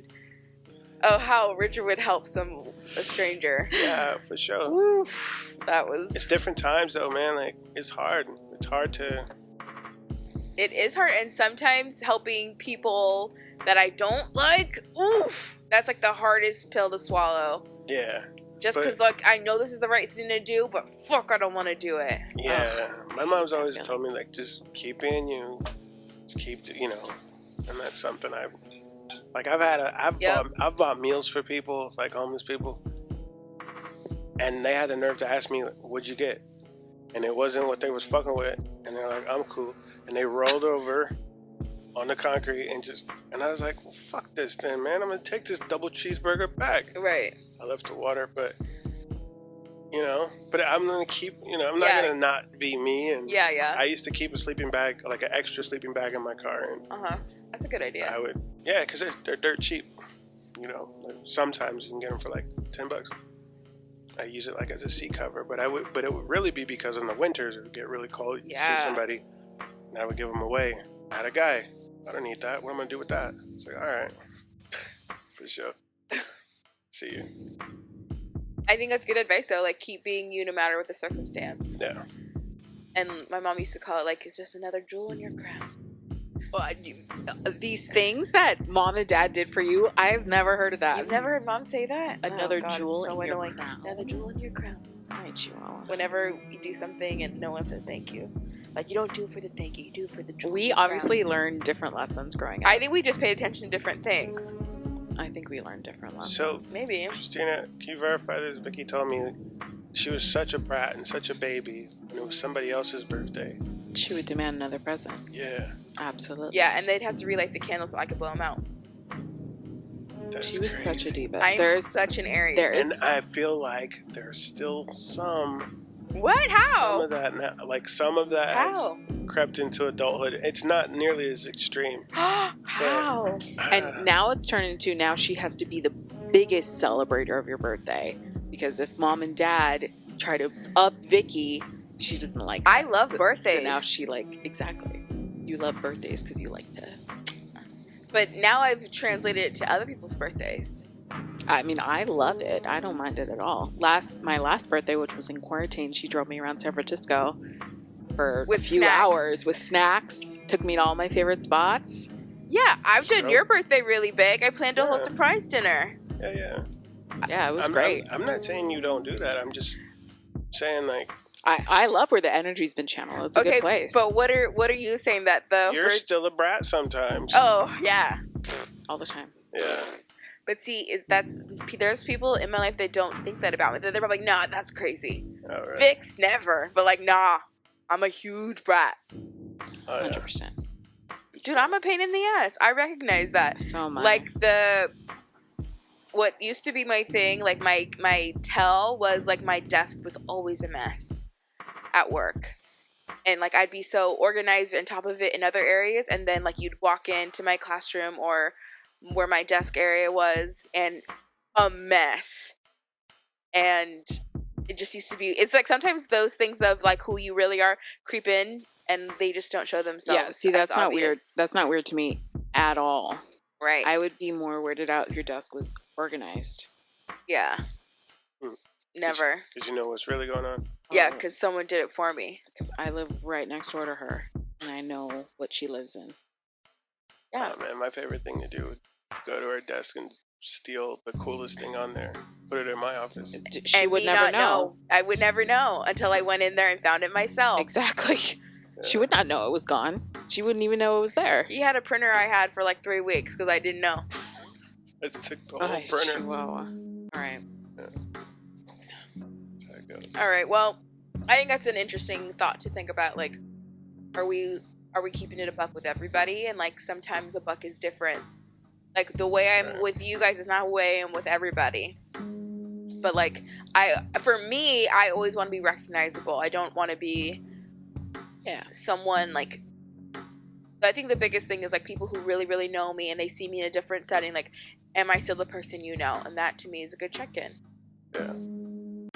A show. All right, I wanted to get into some pop culture things this The week Super Bowl. in particular. Oh my God. I heard the Super Bowl was this weekend. I was shocked. Yeah. Wait, what? I feel like I feel like I haven't heard anything about it. Well, you don't watch TV. Uh, And you don't give a shit about football. I feel like it's more prevalent. I was shocked to hear it was this weekend. I'm And like, you didn't go to the store this week, so... Yeah, you would have seen everything Super Bowl related. okay, well, I'll shut up then. I think that's funny that you didn't know about it. What you do I was is shocked. You get in that store tonight and you go hang by the chip aisle. You're right. Guarantee. I need You to know, try it snacks. because it would just be a good story. You'll snag a couple, you know. All right, I'm gonna do it after this session. Okay. Anyways, back to the Super Bowl. Yeah. The Super Bowl, I'm so annoyed. Who you picking? I think I want to go with the Chiefs. Or we're not calling them the Chiefs anymore, right? Yeah, they're the Chiefs until they're not. Oh, I thought we were talking just the Kansas City team. Oh, no, that's what we're doing with Washington's that's Washington. team. Okay, the Chiefs. Yeah, how come Washington is cut off, but the Chiefs are... Is Redskin... Well, I guess you can be a Chief. Because it's Kansas versus Washington. I'm saying, like, they got rid of the Redskins because it's offensive. Where are the Redskins from? Washington. Exactly. So now they're called the Washington football team. Stupid as fuck. I think the West Coast is a lot different than the No. the This is Midwest. in DC. That's Washington. You really that don't, Washington. You don't watch Yeah. football. Seattle Even still is the Washington state. I think Kansas City is a lot different than Washington, D.C. as far as, like, progressive ideas. And now? You think DC is further along than Kansas City? Yes. Okay, yeah. Yeah. Well, whatever. So it's not the Washington Redskins, it's the Washington football team, which I agree is stupid, only because, like, get another name. Like, why is it taking forever to rename them? Because Washington football team is weird, but I do see why they're not the Redskins anymore. Just get another name. But yeah, I'm going for the Chiefs. I think Pat Mahomes is, like, really showed his potential and, like, living up to his potential. Oh yeah, he's different. And very different. I like his story. I love the relationship he has with his dad, his family, his fiance. I think, and he's young.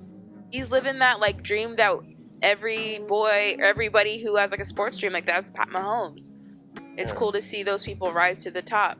And then, but we have the contrast. We have Brady. He left New England.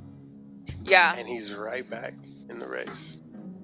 Right. So it's proving the point of, like, is Brady as good as he really is? Oh, he's obviously as good as he really is. And it's like, yeah, dude, I literally picked, is it safe to say, like, the Bucks is one of the, like...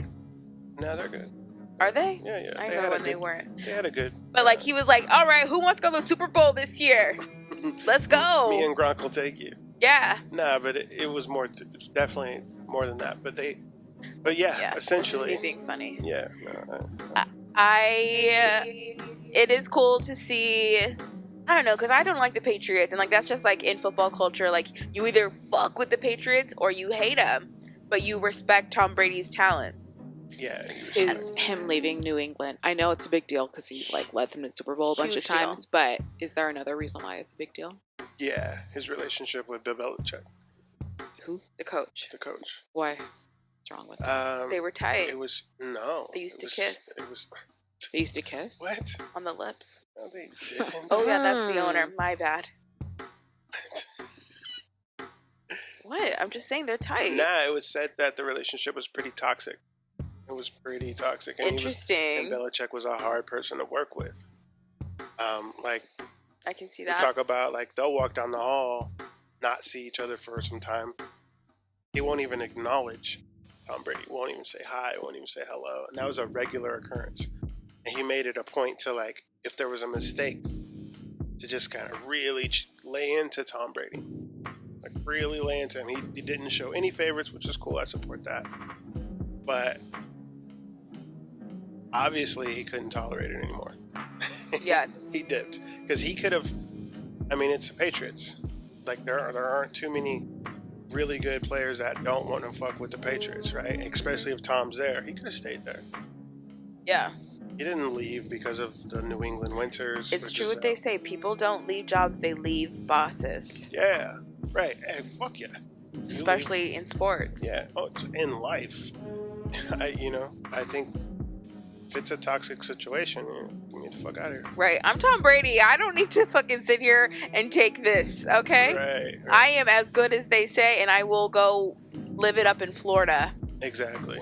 For however long. How long has Tom Brady been in football? Because I feel like it's been a Years. really long time. Years. I think it's like 18 years or something. I was going to say close to, he's like creeping up on 20 years.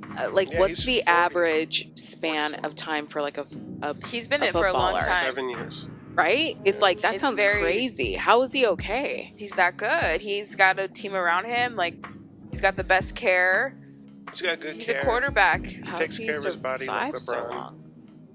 he takes good care of himself because he's just gotten better and better and better, and his contracts have afforded him that lifestyle. That's crazy. He went vegan, which he says is huge. Like, he went vegan, and How much would you have to eat if you were a footballer? A lot. And But he's a and what's quarterback. Vegan. What does that mean? it's not like he's He not doesn't like a do You big. throw the ball He's around. not a. Yeah. He's not like a linebacker, and he has to be huge. You kind Yeah, of just throw it, and then you kind of like just are like, He's just like, ugh. Fuck, Like, just let me toss it over there, see if this makes a point. man, we're getting so many eye rolls from YouTubers that are into sports right now. oh, sorry. I'm sorry. But yeah, he is a big deal, and he literally, I mean, he said, "Who wants to go to the Super Bowl?" Yeah, come with me. Did the Bucks pay him a lot more than the Patriots could? I don't think so. I can look it up. Let me look it up. Let's be responsible and look it up. But yeah, it was But yeah, It was he had big. weird relationships with the Patriots, like the business part of Yeah. it. I didn't know about. Bill Belichick had a scandal last year. Bill? Not Bill. Yes, he did. It wasn't Bill. It was the owner. Talking about Oh, it was the owner. I thought it was the coach too. no, it was The like owner. child thing, No, the child pornography. Nah, not Bill, not Billy. Oh, I'm sorry. I I think apologize. so. And it wasn't a child thing. It was the owner he was going to a little rub tug frequently. Yeah, like, and right they were after underage. No, they weren't underage. It was just prostitution. Not just prostitution. Well, yeah, just prostitution. No kids involved. No kids involved. All right. Well, my memory is not serving me correctly. Okay, another thing in sports: courtside Karen. Oh yeah, she crazy. Oh wait, who are you gonna go for in the Super Bowl?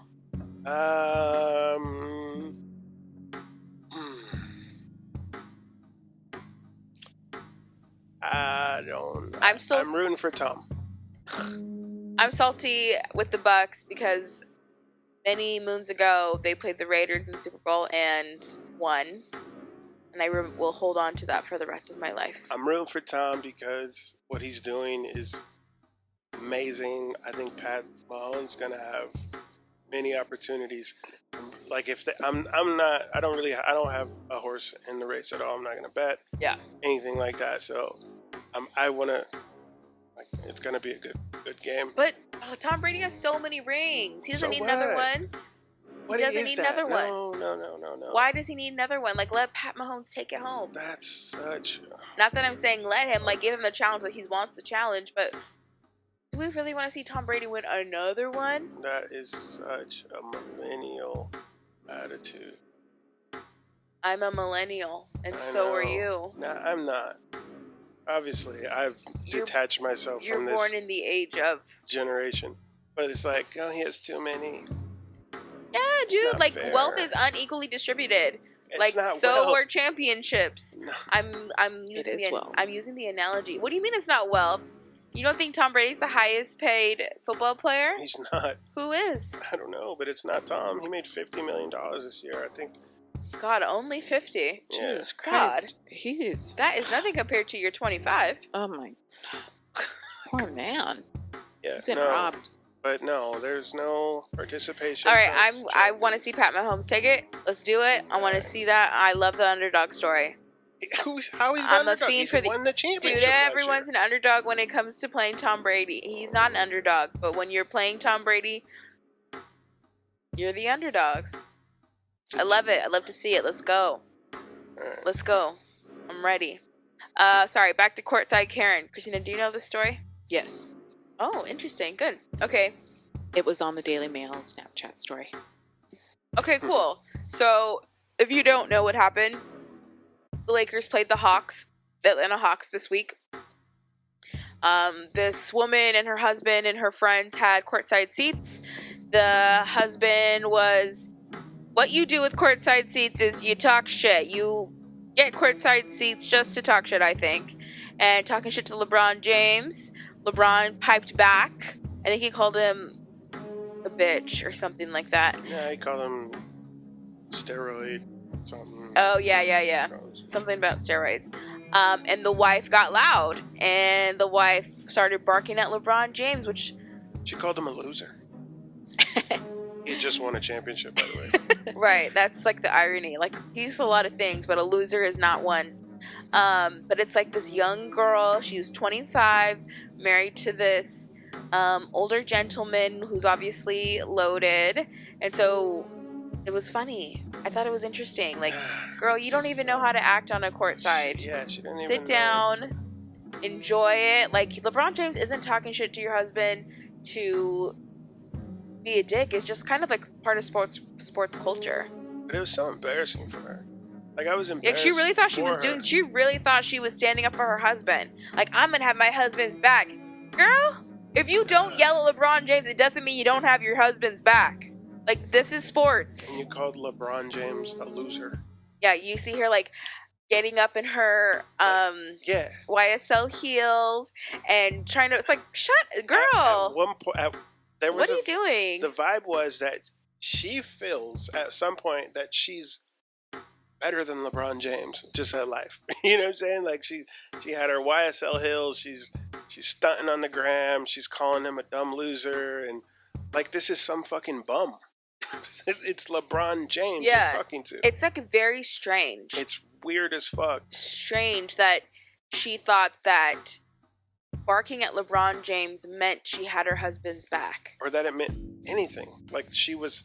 That's the like. It's the delusion is. She really thought she mattered. She really thought that she was important. And I just understand as shit talking is part of sports culture. Like, that's what you do. There is. That's like that's the fun in it. And her argument was, I have courtside seats.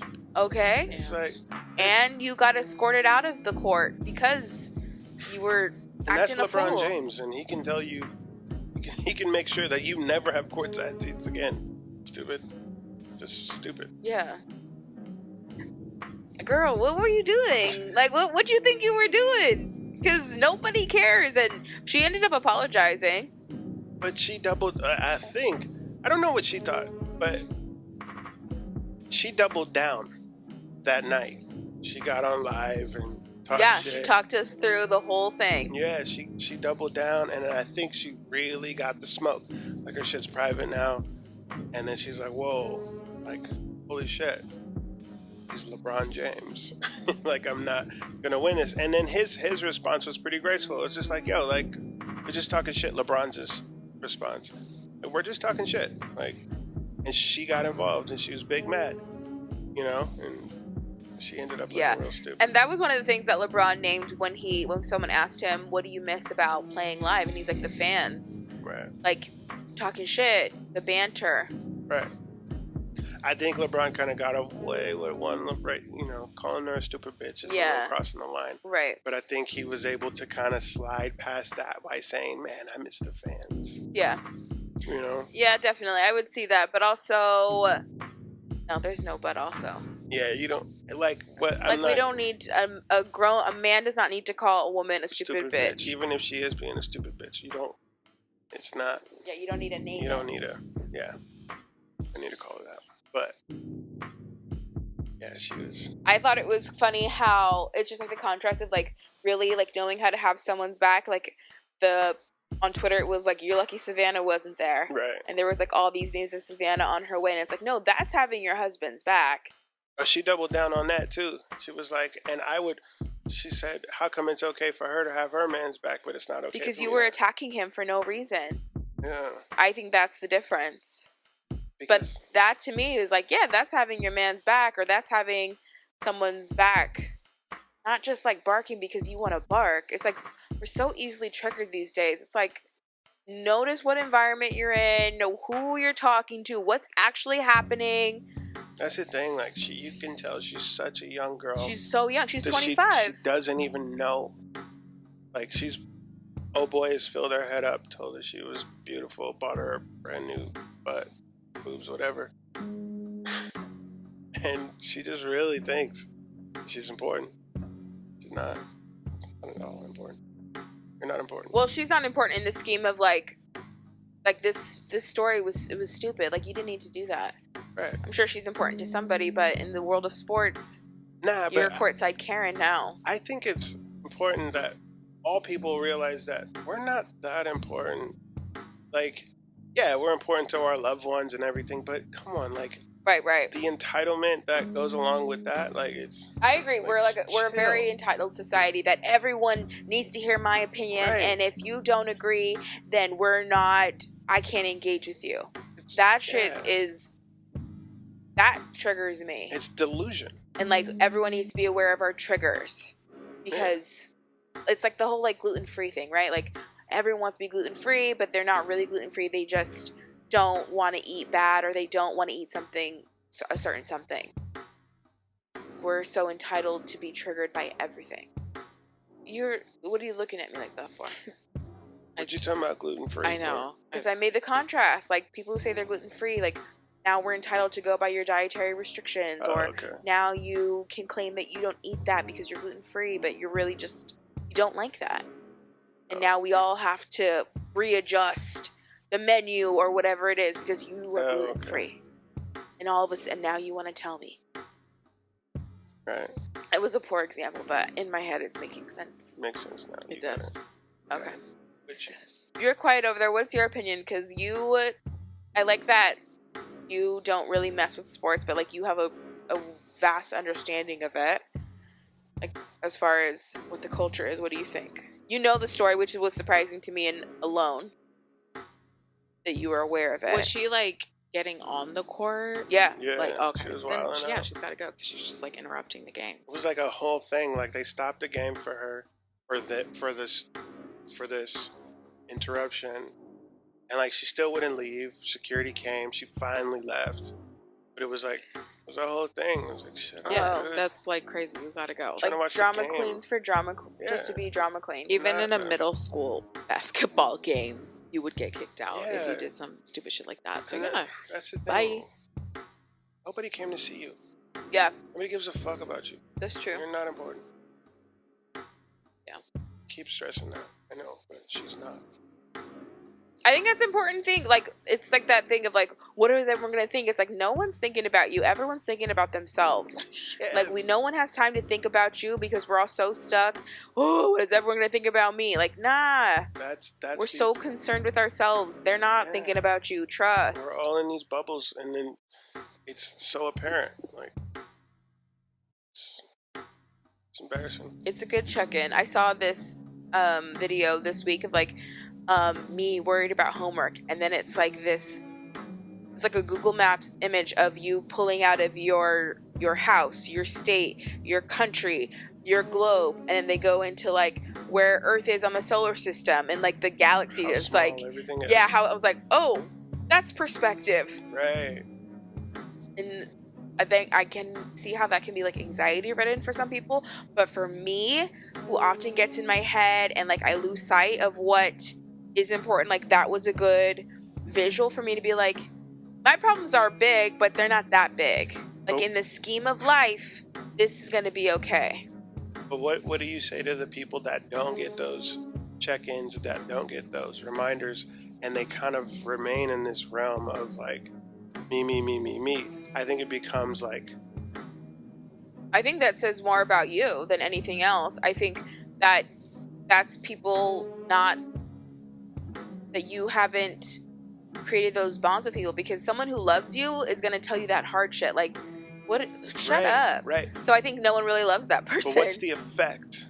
Like, because that's what we're dealing with. We're dealing with a lot of people like this that live in, like, I know some personally. Yeah. They've put themselves, well, they were taught at a young age that they're very important and special and nobody's like them.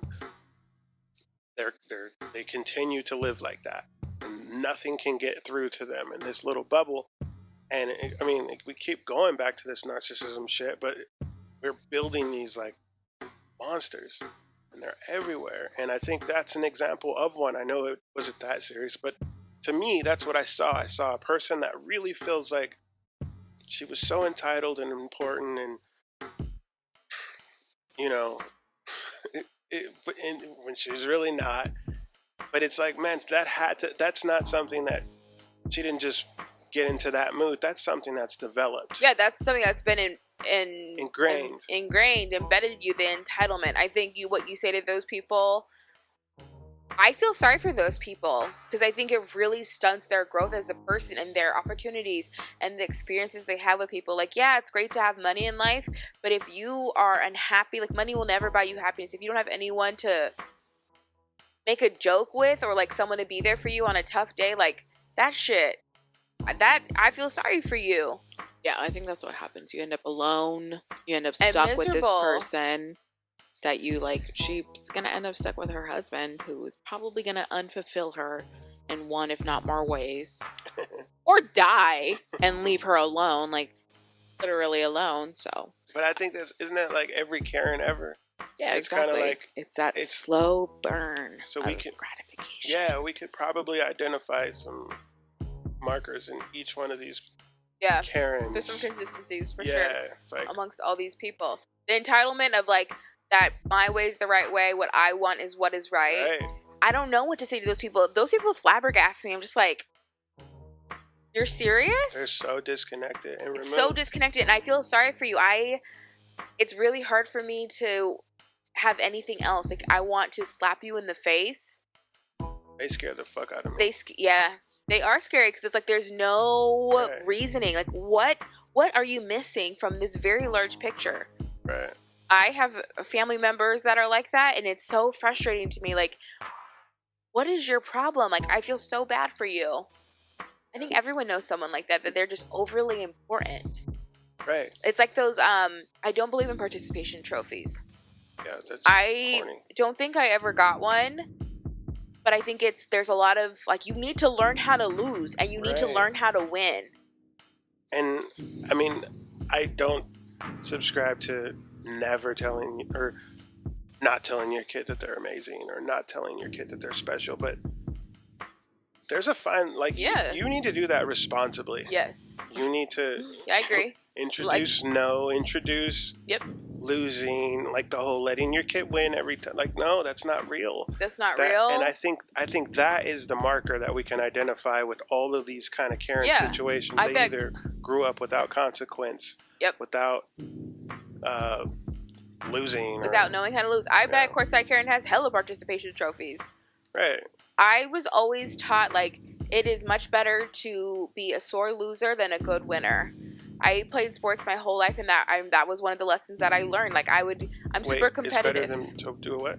It's better to be a sore loser, like, know how to lose well, than it is to know how to win all the time. Like, wait, a sore loser doesn't lose well. Oh, it's better to know how to. Sorry, it's better to be a good loser than it is to be a sore winner. A sore winner, gotcha. Sorry. Oh, yeah, that makes sense. Sorry. Nah, for sure, but that makes perfect sense. Because, like, the odds are you're probably going to lose more than you're going to win. That's why wins feel so great. Right. But you better know how to take that L in all things of life. And I think entitled people never knew how to. And I think that it's great to, agree with you that you need to responsibly tell your kid that they're the shit. But also, like, check your kid. Yeah. Like, I can remember lots of times I was checked as a kid. Like, that kept my ego aligned. It's important to have your kids back, but also tell them, like, having someone's back is also telling them when they're being a dick. Right. Protecting these kids so much is so harmful, and we gotta fucking deal with that shit later. Yeah, like, I have to deal with that lady in traffic. Mm-hmm. You know, or that guy at the fucking grocery line. Right, because it really evolved. It's not just something that's, like, new. I think it doesn't go away. It doesn't go away. And it just translates into other things as you get older. Sorry, I dove real deep on the course side. No, I appreciate it. It is a pandemic. A pandemic for sure. Of entitlement. Yeah. Bothers me. Narcissism is dangerous. Dude, it's dangerous. So really dangerous. It might be the root of pretty much all of our problems in the world. You know what? I just got an idea right now because, you know, narcissism is told through that story of Narcissus. Yeah, that's right. Because all these, like, Greek legends are actually so dark. Fairy tales are hella dark. Mm-hmm. That's going to be a whole new segment. Story. That's going to be a whole new segment. They stared at themselves in a mirror, right? Yeah. Yeah. I'm up on that. All right. You know the story of Narcissus? Do you? I've heard it for sure. Watching said Hercules Greek, does not count. no, I've heard of it. I've heard it. Do you know like the origins of like the days of the week, like the names of the? Of course I don't. Well, it's Greek, so it's like all that stuff's. Yeah, I had no idea. Cool. Yeah. I guess I could have essentially deduced that it was Greek, but no, of course I don't. I didn't know that about the days of the week. Yeah, there's a lot of. Maybe I'll do some actual homework and break it down. Right, that would be nice. Let's go. Please. Let's go. This video is going to be edited tonight and up tomorrow. That's homework, folks. Thanks to your handy dandy hard drive. That's right. That. Okay, we have. Yeah. But yeah, she's shut down. Yeah, you did shut down. And I'm going to tell everybody why. With Courtside Karen. You got good things to say. You guys had plenty of things to say that filled the talking space. Yeah. I filled in the space that was not so full. Okay? Karen, I don't want to hear it. She worked me up, Courtside Karen. I do not want to hear it today. Okay? I was great. I agree. All right. Let's wrap this up. Thank you guys for hanging with us. We'll see you in a couple of days. You can follow the pod on IG, Twitter, but if you want the feeling of kicking it with us, you can catch us on YouTube. We're also streaming on all platforms that you can find a podcast at. That's it for us today. Thanks for kicking it. Until next time, all my love.